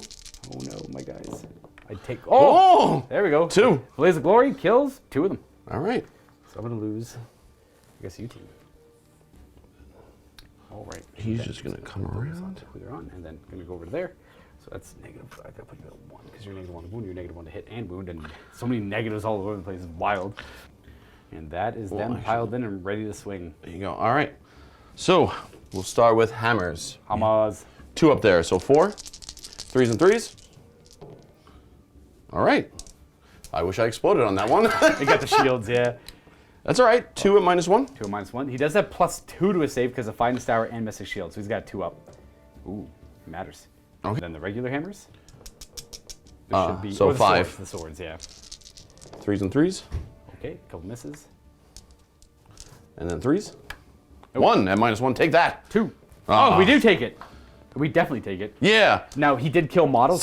He's going to heal D3 wounds at the end So of it the doesn't matter. Don't even put it on him. Yeah, you'll heal that. But the important thing is, that's still your objective. it's still, I'm going to spend the 1 to inspire him so he doesn't run. Correct. So that's 2 points, 3 points, 5 points. Now, these guys did lose 2 as well. Ooh. But they're still pretty high bravery. Nope, we're good. Fine. You rolled a 3, they're holding. All right. Hoo, hoo, hoo, hoo. So that's 5 more points for the Stormcast Eternals this turn. Yes, so we got the battle tactic, and then you're right, 5 more points. That puts you to 21. Yes. For battle shocks, I should note I am going to inspire these guys from either themselves or the Vampiress, because the Seneschal's dead. I will go down to 2 command points. This is currently where we're at the top of turn 4. We're going to the Soulblight Gravelords. I'm exactly 10 points behind as we go into my turn 4. All right, this was supposed to be at 0 because of the inspire, but it's going to go back up to 1 because the general's alive and my general's alive. My battle tactic will be broken ranks. I have to kill. I don't know if I have to choose it. I'm going to choose that guy because he's got 1 You have to wound left. choose my starting, There from we my go. starting. That yeah. Liberator champion, that Liberator Prime right there. That guy is asking for it. We're going to go for him. And then my heroic action, well, there's like not really great ones. You know what? It could be this homie's finest hour, I guess. I'm going to command point my Relictor. He doesn't get no, it. he's losing his inspiring speech. Okay. To be honest, this isn't an inspiring situation. No, not quite. Attrition and dread is setting in. Let's go with, heck. There's still, what do I even need for an action? I got 3 command points. I got Pack Alpha. I don't really need the command point. But we're going to, Can you heal? I'm going to just say that it's one of these 2. Vampire Lord's finest hour. On a 4-up it says, I don't know. Okay, it's her finest hour. Okay. Let the great healing begin. We were missing 1 Graveguard over here. We're going to bring him back. Let's just put you coherent of 2 models. That should get those 2 there. Oh, sorry, I was looking over here. So I put that model back there, and they're going to join there. And then we're going to bring back D3, these Graveguard from the Vampire Lord there. Hell yeah. And then we got 3. We're going to bring back the Musician, the Seneschal, and a 3rd guy. His name was Boglot in life. So spellcasting. Let's go with. I'm going to I need more Graveguard back, so we're probably going to Invigorating Aura with you, but we'll get back to that in a moment. Yeah, so we're going to go with our Vampiress, and she's going to throw out the Flaming Skull because she doesn't need to do Flaming Weapon. Oh, but she could just Arcane Bolt. This guy wants to Arcane Bolt, though. Oh, but he could do so much more. He could do so much more. Okay, all these spells are great. We're going to Arcane Bolt with the Vampire. She fails, but the strength of the pack is the wolf. I get to re-roll. We got it. I can't stop that. All right, so she's got a Arcane Bolt loaded up. We're going to go to you, who will cast Spirit Gale, which is the rolling against your bravery. I got it with a 9. That's the double cast version of it. I'll try and stop it. Okay, I'm looking for a 10. You do! An 11. Very nice, very nice. Okay, then the Vampire Lord up there, who is currently -1 to wound, is going to throw out a Mystic Shield on himself to keep him fighting. That's a pass. I guess I'll keep it on himself. Yeah, it's fine. Yeah, and then the Invigorating Aura is what you want to stop. So this is, but before I do that, this is the one I get +3 to the roll on. Yep. Okay, boom. So we got a 10 showing on the dice. Oh, God. Unreal. Oh, God. Way to wait till the end, dice. All right, so spells are done.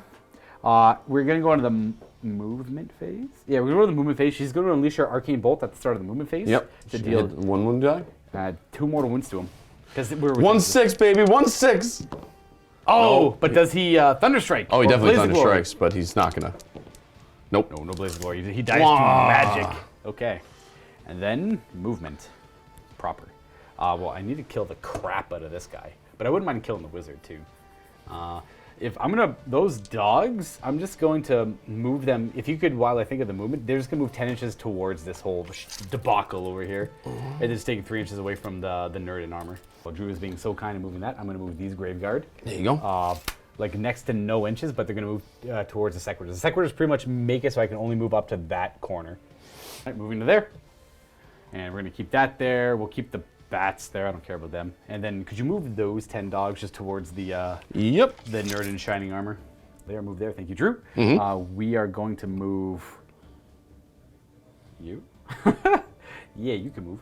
We'll move you to about there. It looks like it's 3 inches away from the Relictor and them there. We're going to keep the skeletons there. And then the last thing to move is my Vampiress, who will move to what I'm going to assume is here for like a 3-inch move. Hello. Sure. Bloop. And then the skeletons, I'm just going to outrun them. I don't plan on... I just want models on the objective. 1, sure. Ending there, and we're going to go on to shooting with the zombie dragon who must fire at the Sequitors. Jizz. I'm going to roll to see if I roll under the unit. I do. Yep. I hit them. I wound. Have -3, but they have Mystic Shield. Yes. 6+. Nope. D6 damage. 5. The Pestilential Breath breaks through their armor. But does it break through their faith? Their faith in Sigmar! Yes, sure does. Sure does. We killed 2.5 of them. It turns out faith is no match for a physical entity. So Boom. I'll just get rid of 1 too. Boop. And then, there we go. Actually, Ooh. Actually, instead. I'm gonna get rid of you, Oh, okay. and I'm gonna get rid of you. It reduces hammer, but gives an increased range on your charge. Ah, fair. One of them gets to do Yes. Blaze of Glory against me. I hope you're ready for 2 also not 6s. Oh! 1! Minion, I take it. I'm down to 13. And for the 82nd time, we hit 13 wounds. And then we are going to go with charging, because we're done shooting. That's all we have. The Vampire Lord charging. 9. 9. Yes! Yes! D3. Oh, yes. Shields He takes it. on. We're taking 1 mortal wound because consistency is key. Consistency is key. Let's go with charging those Graveguard. I don't want to move the models. Yes! Forward to victory with Pack Alpha, because I don't think I've used it yet. No, you have not. 8! I guess I could have just taken the 6. I'd rather have the 8, though. And then you got a 4 on the... 4. I'm going to move them in. We're just doing the Shield of Civilization. I'm just going to take guys from the 2. back anyways. 2 mortal wounds. I spiked. Oh, here we go. Here we Stop. go. Oh! That's it. I'm leaving. I'm out. I'm out. This is bull. Deathless minions. Annoying people for the last 5 years of Age of Sigmar. The last 5. It's kind of a cluster in there anyways. I can't fit too many models. I'm only going to have 5 attacking, and I'm just chaining the rest to the back there. All the commands stuck in the back, too. Do we have more charge? If we do, we have the Vampiress charging. 5. Heck yeah, gangster. Cash money. Let's go. And I take mortal wounds, maybe. Oh, it's quite possible. It is a possibility. Plus, it's 2. 2. Still spiking. She takes 2. She's got 3 wounds left. Oh. Okay.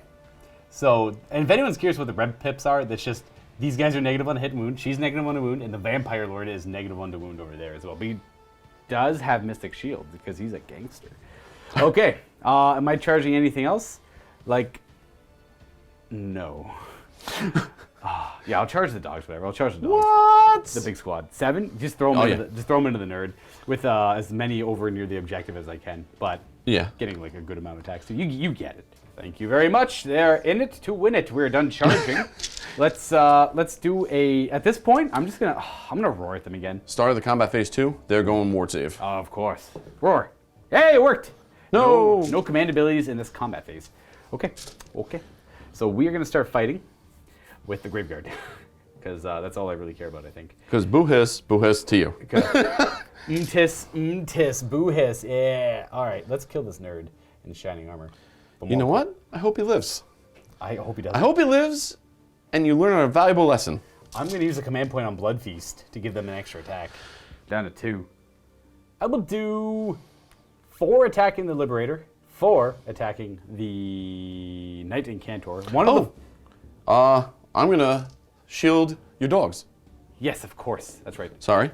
Boom. Hits. 3. Oh, my goodness. I do have a vampire nearby. I take 1. About, yeah. It's got to, you know what? Yeah, I'm gonna correct my statement earlier. Deathless minions have been annoying people for 6 years. There we go. Actually, it's got to go on that dog over here because coherency. Oh, okay. Boom. There we go. And I think it's 6 years.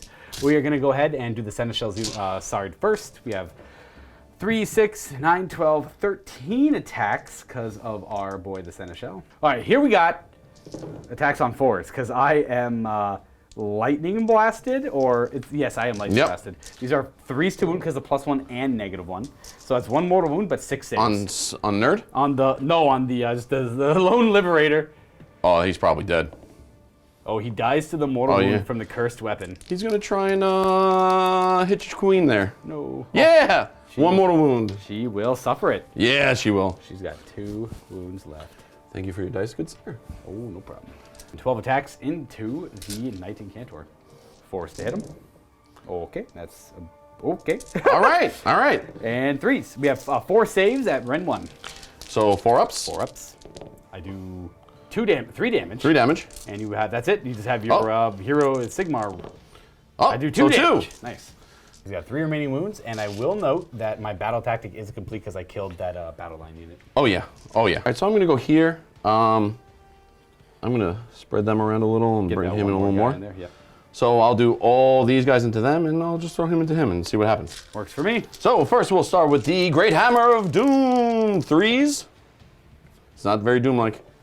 There it is. So 2, 4, 7 attacks with Mighty Swords. Into my Vampire Lord. 3s. All right. 3s. Okay, 4. 4 -1. 4 -1. His finest hour is over, and he does have Mystic Shield, so 3 ups. We take 2. All right. And I take 2. Yeah. All right. He's got 11 wounds left. Well, hopefully that did a bracket. Probably not.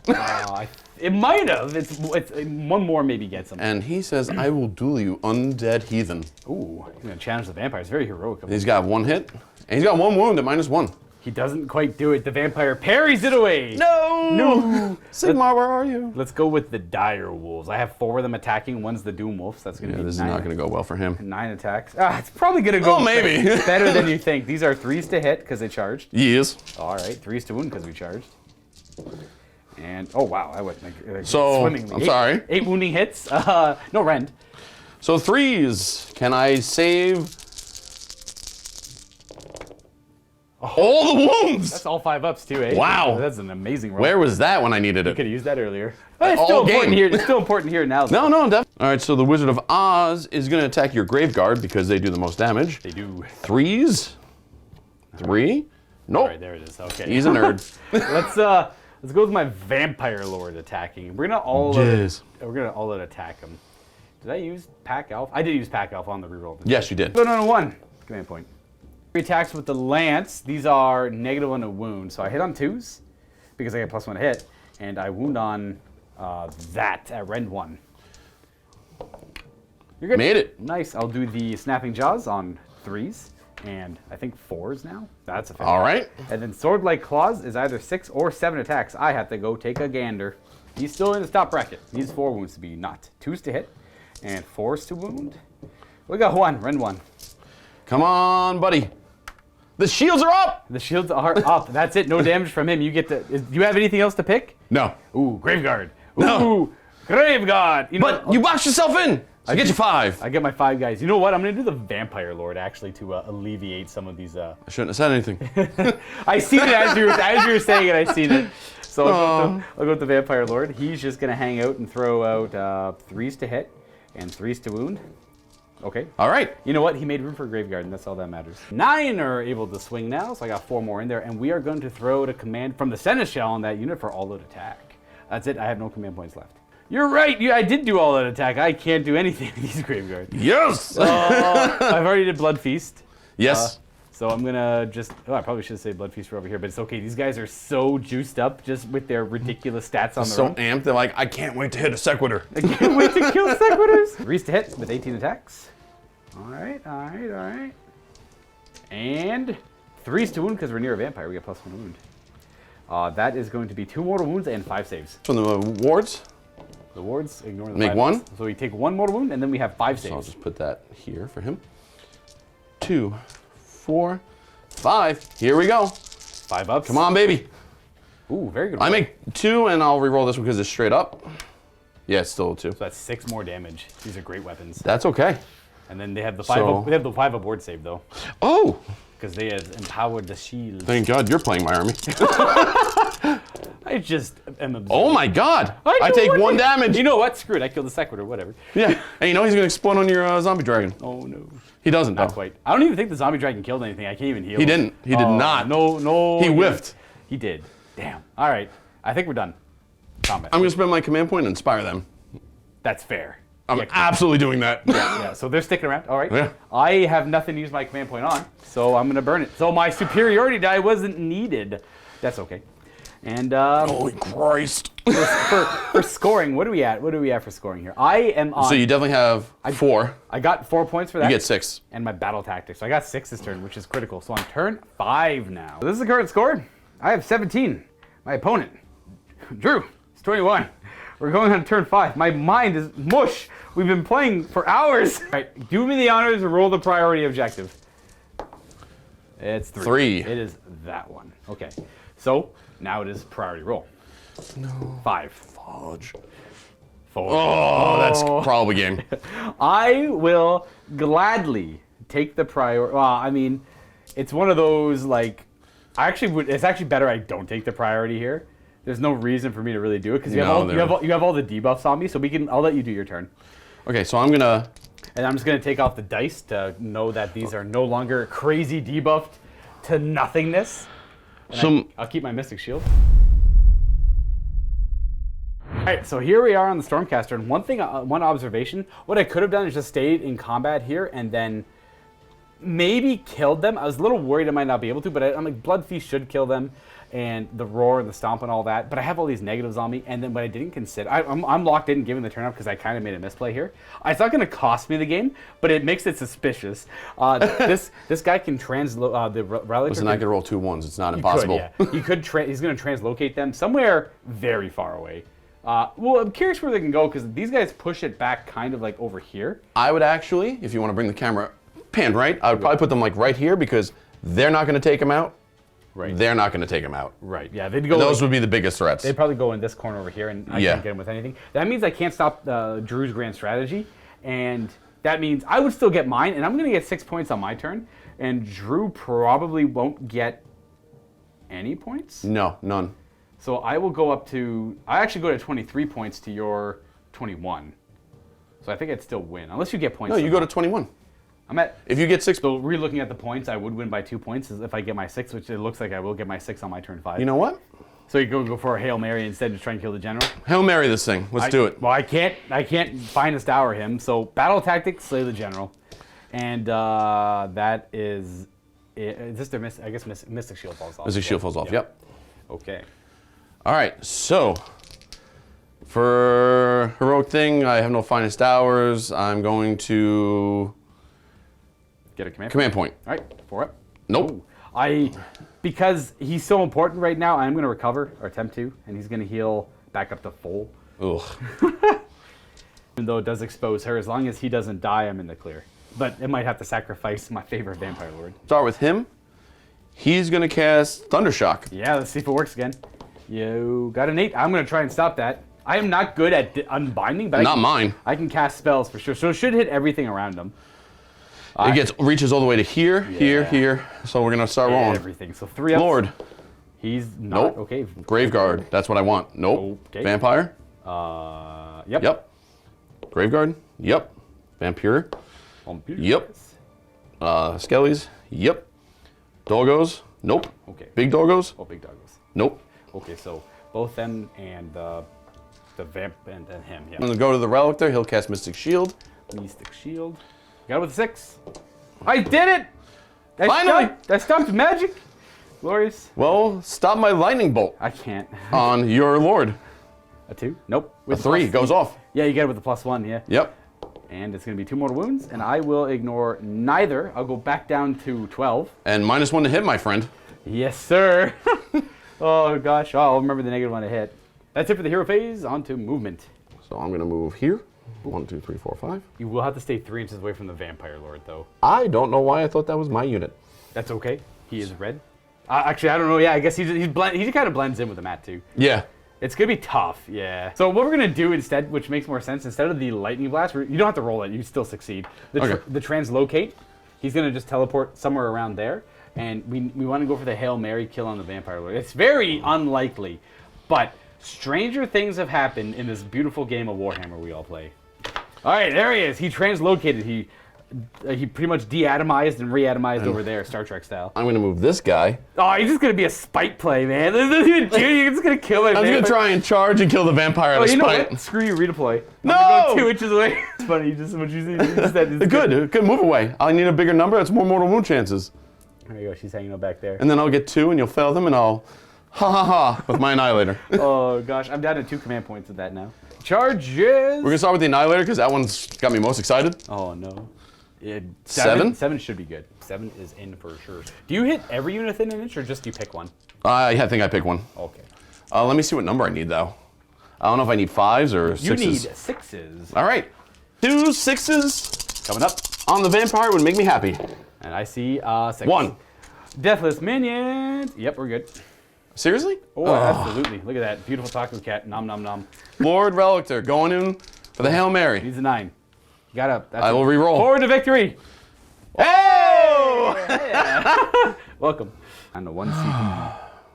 Vampire Lord laughs and goes with all-out defense as he's targeted. My Lord Relictor says, ha ha ha, all out offense. Nice. +1 to hit. Nice. All out attack, sorry. So I'm down to 1 command point, and Drew's at 0.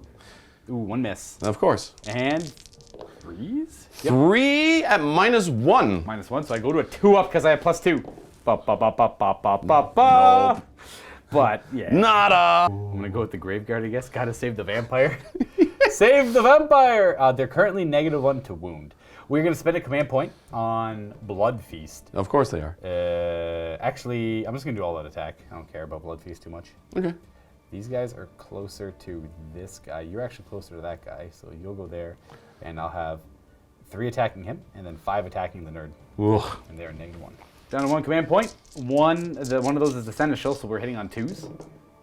And these wound on -1, but +1, so back to 3s. 2 mortal wounds on that Annihilator. Oh, that's a 6 up that I'm really not gonna get. Ooh, he dies. And then. But I'm gonna explode on her with 4. Nice. I need 2 6s. Let me tell you, she doesn't like that. She thinks that's rude. Nope. No, all right. I tried. Not today, eager boy. Then into the Knight Incantor on 2s, a couple misses, and 3s because of the blast. So no mortal wounds, but 5 saves at Ren 1. 4 ups. Got 3 wounds left. I do, maybe 3 damage. We got the objective nearby. Hammers of Sigmar say? Oh, nope. He's dead. Where's he lashing out at? 5. Graveguard? Graveguard. Yeah. It's personal. It's personal. Nope, it's not that personal. All right, the Graveguard are fine. And the Knight Incantor finally goes down. So we're going with the Sequitors 2, 4, 7 on the Vampire Lord. We will not get the kill, but now it's a matter of principle. So 3s and 3s. That is So 4 at -1. 2 ups. Ooh, we're good. 3s. 3s. Oh, that was that's too many. I'll say 2 fail. Oh, I don't need your pity dice. I lose 2 Graveguard. No. What are we losing? Let's lose the Seneschal and the Musician. It'll reanimate closer to the enemy. Oh hell, never mind. The redemption caches there. They can't come back. Let's do the Graveguard attacking Moral next. victory. Actually, no. You're gonna go next to make more. So you can wrap more around. Yeah, get closer to them. Take your I'm negative pretty one sure. Am I at a CP? Yeah, I'm at a CP. Yes, because you did the all-out attack. 5 aboard save, by the way. Oh, smart. Ba, ba, ba, ba, ba, ba, ba, ba, ba, ba. And these should be forced to wound. 1 wounding hit. Run 1. Failed. Ooh, D3 damage. Oh. 2. 1. 1. I fail. Take a damage. I will. And then they will attack, and I will use my 1 command point from him to Blood Feast them, and I still have a pack alpha available. And there they are. They're filtering in slowly. 4, 5, 6, 7, 8, 9, 10, 11, 12 attacking for a total of 36 attacks. 3s with all their extra attacks. Nope, that's a hit. 3s to wound. Cool. Cool. We have 5 mortal wounds. Oh. And then the rest are just stuff. 5 mortal wounds. 5 mortal wounds. Shield save. Saves. Ooh, stops 2 of them. So 3 wounds so far. So 4 guys die. I'm going to put it on your general. Boop. None. Boop, boop, boop. And then we have 17 saves at Ren 1. That was 4, so that was there. How many? 17 at Rend of 1. Here we go. And they're 2 damage each. Yeah, this is gonna hurt the booty. Oh, we got him. Well, you have Rend 1, right? Yeah, you have your shield saves on top of it though. We'll do these twice. There's only 4 guys. 4. Oh, they're I'm dead. They're dead. Who are they going for? 2 on your general. Nope. And 2 on the Graveguard. 2 on the Graveguard. Nope. All right. There go the Sequitors. And the last thing is the Vampire Lord, who will attack the Lord Relictor, I guess, and just get this over with. Put the Stormcast Eternals into the ground, Deathlance. Big old honorable general in general combat. Come on, buddy. You're gonna do this on the last one? Oh, what are you doing? You're -1 to hit, I think, right? I am not. No, because we did the translocate lightninged him. instead. Yeah, but we did the translocate. Oh, instead. right. We're gonna do the Snapping Jaws, which hit once, and it wounds at Ren 2. Ooh, Failed. It does 6 damage. I think I might consume him. You might. It's wholly within 12. I'm not right? wholly within. Oh, I'm wholly within 12. Is it wholly within 12? Yes. We'll roll out. No, it's 12. It's 6 for the for something else. Right. It's definitely 12 for this though. 6. So 1, 6. You want 6 to survive? Oh! He's got 1 wound He's left. got 1 left. Well, let's see if we can swipe him to death with our Miss. our sword-like claws. We hit twice. We wound twice with a Rend of 1. 4s. Ooh, No. It's like 4 damage, I think. We'll say 3. It might be 4, but I think it's 2d3. I'm pretty sure you got him. Yeah. Oh, and super he just dead. gets sliced No! up. Boom. And that there, folks, is that I think I killed them all. Yeah. I did. Yeah. Until the bitter end, though. Until the bitter end. Azir's very busy right now. Reforging, I get that. Very nice. All right, so scoring. You unfortunately do not get any points there. No. And my turn 5 is All the points. I think it's called aggressive expansion, where I take 2 objectives that aren't holding my territory, and that's all I do, and I get 6 points, which puts me a couple of points ahead. I would like to call this game of a dice of fire and ice. I like Dice of it. fire and ice. The game of fire, the dice of fire and ice. I like that quite a bit. Because that was That was evident. That was extremely evident. when your This opponent game. calls your dice being in the freezer, you kind of get the feeling of like, yeah, that might be rolling cold. It was a little rough. At the end of turn 5, this is the final score. I do get 3 more for my grand strategy, and I was actually able to deny the grand strategy on the Stormcast Eternals. But what Drew and I are going to do is tidy up a little bit and then jump into a Wii post game for you folks at home, if you want even more of this Age of Sigmar Battle Report. Other than that, though, this game is done. But if you want to hear us ramble, stick around. Thank you so much for checking out this battle report. Everyone, don't forget, if you want more Age of Sigmar paired with this game in the MiniWarGaming Vault, we have 2,000 points of Sons of Behemat up against the Stormcast Eternals. But they have a little help in the form of a wee dwarf. If you want to check out this game, click on the link down below and get yourself a 7-day free trial to the Vault if you're not already a Vault member, and you'll have access to that Age of Sigmar Battle Report, as well as all the Age of Sigmar content to go along with it, and of course, all of the Age of Sigmar content to come afterwards. Thanks again for watching. Enjoy the postgame, and we will see you next time. All right, so we tied it up a little bit. Drew's just putting. Drew made that actually, by the way. Yes. Yeah, it's kind of cool. It's all like it's galvanized steel, and it's all put together. It's cool. I like Welded and folded. Yeah. Do you have like your own like welding kit at home then, or you do it at work? I do it at work. Okay, that's Yeah. cool. Okay. A sheet metal worker. It's my own local 28, baby, New York. New York, baby. No, I love my trade, and like I was just like, I need a Magna rack. Of course. So let's do this. It Yeah, works. it's convenient too. It's what's structurally sound too, so like nothing can crush it, and like none of the models can be damaged that way. And you got the strong magnets keeping in there. I appreciate that. Yeah. But I just want to point that out because I thought it was cool, and it fits in your case like real neatly too. Yeah, perfect. Right in. Thank you. Yeah, I always like creative things like that. And then for this game, I just feel like the attrition war went to me. You had a massive lead in points, and it really showed off the Stormkeep.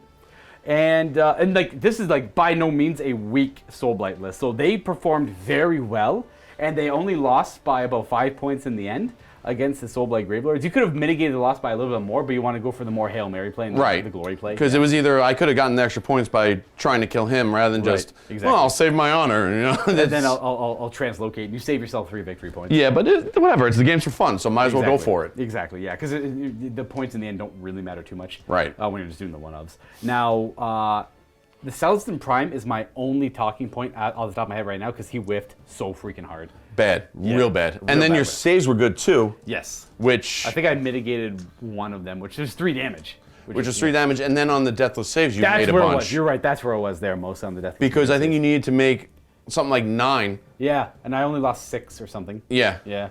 So I don't know. I think you. Oh, did I make one saving throw and then make a bunch of deathless minions? Yeah, I think something like that. So Either way, like 3 it or 4? really just pillow fisted him. Yeah, cool. He even showed not only that because he showed up. And he could have charged any which way. He chose to go this way, which it wasn't a bad idea. And he landed the combat here and still with that because it was like everything was one mortal wound. One mortal wound, one mortal wound, one mortal wound. And I think I mitigated like. I think maybe one got 2, but you mitigated some. Yeah. Exactly. So that was kind of a poor showing for him, and that's not characteristic of what he does. On paper, he should be a lot more impactful than what he did. I actually like him a lot. He's one of my favorite picks for the Stormcast Eternals. In any build. He fits in any storm host. He actually gets a storm host keyword too, which is good. Yeah. You know what I was actually using him in? I thought was neat were the Celestial Warbringers because they get to reroll a hit roll, wound roll, or save roll, so it kind of goes in line. Yeah, with on his, the attack. Yeah. Yeah, on his, with the charge. On the charge too, right? So like he could like automatically pass a saving throw and then re-roll one of them if he wanted to as well, which is kind of cool. He did not do well today. Oh, we were talking about like the options, like because you said you were feeling a little wavered with him, like maybe give him a break and try something else out because he hasn't been doing it for you, which I hate to hear. Because I tried Yendrasta and she was like all right, but she wasn't. I don't think she was top tier for the way I play. Okay. Yeah. I mean, she does. She's on my aggressive. recursion game. Yeah. But then I have nothing that's really causing like a heavy hit somewhere else. Right. So he was great because he's either I have to double check, but he's either 25 points or the same points. Right. Because she's 300, or if they upped her. Oh, I think she might be the same. I have no idea. It would be in the book over there, but I was surprised to find that out because I thought she was drastically cheaper than him. But then I remembered he's not that expensive. He's like 300. He's 325. He's 325. Yeah. And I think I might be mistaken, but I think she's 325 as well, or 300. You very well be right. Because I remember looking at her data sheet. I'm like, oh wait a second, no, she is kind of expensive. You're just checking it out. I'll tell you right now. Yeah. So I like her a lot. For your build here, 100%. I like the Prime way more than the Yendrasta. Yeah. But if you were to change it up, she's much more she's 320. So she's 5 points less than him. 5 points less for him. And what you get with her is you add 10 wounds to any monsters nearby. That's uniquely good. That's oddly good. But I've never actually experienced that to have any value because for whatever reason, whenever I'm fighting against, there's like no monsters. Right. And then she also automatically brings a unit back. Can she bring the Dracoth Riders back? No. So the way she works is it's all units within a certain distance. It's either 9 or 12, I want to say. Right. Can bring back a single model up to 3 hit points. That's what it is. So if you're running behind Paladins, she's really good. Yeah, so like a Paladin heavy build, love her in that. Absolutely love her in a Paladin heavy build. Obviously, like one of the builds going around a lot, if anyone at home is unaware, it's like the Protector Bomb build, where it's Protector with the Lord Castellan, because Protectors, do Protectors have a 3-up save normally? I believe they have all Paladins, I believe, at this point have a 3-up, and then they get the 2-up from the... They inherently from the blades. They always because they twirl their blades and they're very defensive. That's why they're protectors. So they have +1 to their save at all times. So they kind of have a 2-up. And then the Lord Castellan shines a light on them to give them a 1-up. and then all-out defense for like a 0 up, and then you could Mystic Shield for a -1 up save. So they could ignore up to 4 levels of rend. Yeah, so they're brutal. And then if you do lose any, Yndrasta just brings one back every turn. And the big thing about them is if you wield that squad of 10, they have a 3-inch reach with their weapons. And then you put all so the you Star get Soul. 30 attacks. Oh, no, they went up to 5. I'm sorry. Yeah, they got 50 attacks. But one thing that I've seen is very effective, because I think it's 1 in every, you could do 2 and 5 models take a mace. Right. So you put 4 maces out front. And just do mortal wounds. And then you could do the Holy Order that gives Paladins an extra attack. So, and those are attacks. So each one of those 4 throw out 8 D3 mortal wounds that one turn. And then I would double check that on the FAQ, because I think if it's +1 attack, right, I believe it's D3 +1. Ooh, let me check right now, because I'm curious. Just double checked it. So it is 1 attack on that hits on a 2-up, and if it hits, it just does D3 mortal wounds. So that'd be 2 each. So you put the 4 up front with the prime, and then the 5 in the back have the reach to attack over. So you have 6 models, so you have 30 attacks plus 8 potential D3 mortal wounds as well. So 31 at -2, 1 damage apiece. Yeah. And then 8 D3 chances for D3 mortal wounds. 8 chances. On a 2-up, so... Now, you only get that once per game because it's the Holy Order that gives the Paladins 1 extra attack. So it also gives all the it gives all the Glaives an extra attack, 6 attacks each. So like when they get into that big meaty combat, you're just like, yeah, good luck. Whatever I'm fighting is probably gonna die. Oh yeah. And then, And again, you have Yndrasta bring one back every turn, and then you give the Arcane Tome to like the Lord Relictor, I guess. Or you have a lot of points to wiggle around. I liked that. There's one of the Storm hosts that if you're being outnumbered when you fight, I think you get +1 to hit and wound. That's I can't remember which one it was, but it only works on Paladins. Right. But that one also makes all your Paladins battle line. Yeah. So that is that's my favorite bit. I think that's the hotness right now. I think that's what everybody's doing. That's definitely the hotness, because then you could do a Lord Imperatant as well, and then you run the Annihilators wherever they went. You have them over there, yeah. Yeah. You run the Annihilators for like really deep backline hitting, or you could do a Lord Relictor to translocate the Protectors. There's a lot of options in that Stormcast book. That's a very powerful build, though. That's the one I could think of that a lot of people are talking about. There's other ones as well, but I like your Prime build instead of Yndrasta in this one, because that Prime should show up and be a nuisance on his own that really detracts attention away. And then you have 82 million models worth of wounds on objectives. That and I think the biggest problem with him was my saves with him were ice cold. They were brutal. So like even the armor saves I failed, the 4, which I should have made, at least more of them. Then I had the 4 board save, which I failed almost all of them. Right. So bad. But hey, listen, it's the way of the game. In the end, it's a dice game, yeah. Yeah. I do like your build quite a bit, though. I like the philosophy of it, and I was curious to see how the Annihilators would work. But this scenario is perfect because they were able to just easily approach the middle and kind of hang back and be safe, and then just show up and slam. And they got to do their slam when they needed to do it, and that 2-up armor saves makes them something you have to move up the points to, as addition to the Liberators and the Sequitors and everything else that's just hanging out there. Yeah, absolutely. It was Oh, the thing I like about this Stormcast Eternals book the most is like all the data slates, tons of options, tons of build options. You could just rearrange a few things here and there, and then you just have a drastically different build that does a completely different goal. Yeah. And I think if my Fulminators actually, if they both survived and charged, I think that would have been game over for the Vampire Lords, which would greatly change the game. I think But I just... That's where the dice were very suspicious, because I rolled that Spirit Gale that did 9 mortal wounds to them. Yeah, that's 9 mortal wounds with one spell cast. Yeah. That was a little much. Because it doubled up, right? Yes, I hit him twice, and I rolled a 12 and then 11 against. And I think I made maybe 1 ward save. Yeah, so like 9 mortal wounds. That's way too much. Like, oh. Yeah, that really skewed this flank. In my one spellcast made this flank pretty much mine. Yeah. And then I had to do the massive grind for the next 3 turns to win this side here, but the Graveguard really got me there. Use the skeletons as a screen typically to protect. Like these skeletons, once the Graveguard broke through, these skeletons they were done. They did their thing. Yeah, they just went to go protect that. Yeah, and then the Fellbats. The only goal for the Fellbats in this list is to get behind enemy lines. Ferocious, not ferocious. You know what I'm talking about. Get 2 units in your territory. Oh yes, Savage Spearhead. That's it, Savage Spearhead. Yeah. The old memory. I tried to run 2 units of bats. I just couldn't fit them in this list though. Yeah, I mean, if anything, I think that this game really proved to me that I think my list is a solid list. Just need to roll a little bit. There were some unfortunate circumstances. I think a lot of dice rolls were definitely a sign of how, like, not good. If how south things can go if I don't roll well, but... Your Blaze of Glory almost didn't show up anywhere.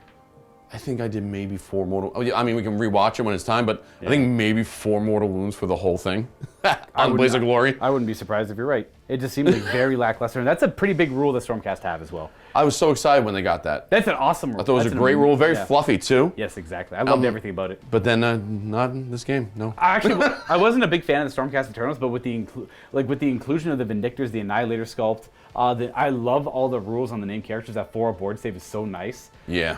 And then Blaze of Glory, and then being able to be a Stormkeeper or a Scions of the Storm. I was like, I need to build one of these armies. They're so attractive right now. Like I like everything about them. Yeah. And I think they have. I love the Stormkeep army. Yeah, they have strong appeal to me. My biggest gripe with them, with the Stormkeep, and with their specific tactics, is they're almost telling you, buy Cities of Sigmar, play Cities of Sigmar in with this list. And I'm not a fan of that. If I wanted to mix Stormcast with Cities of Sigmar, just play Cities of Sigmar.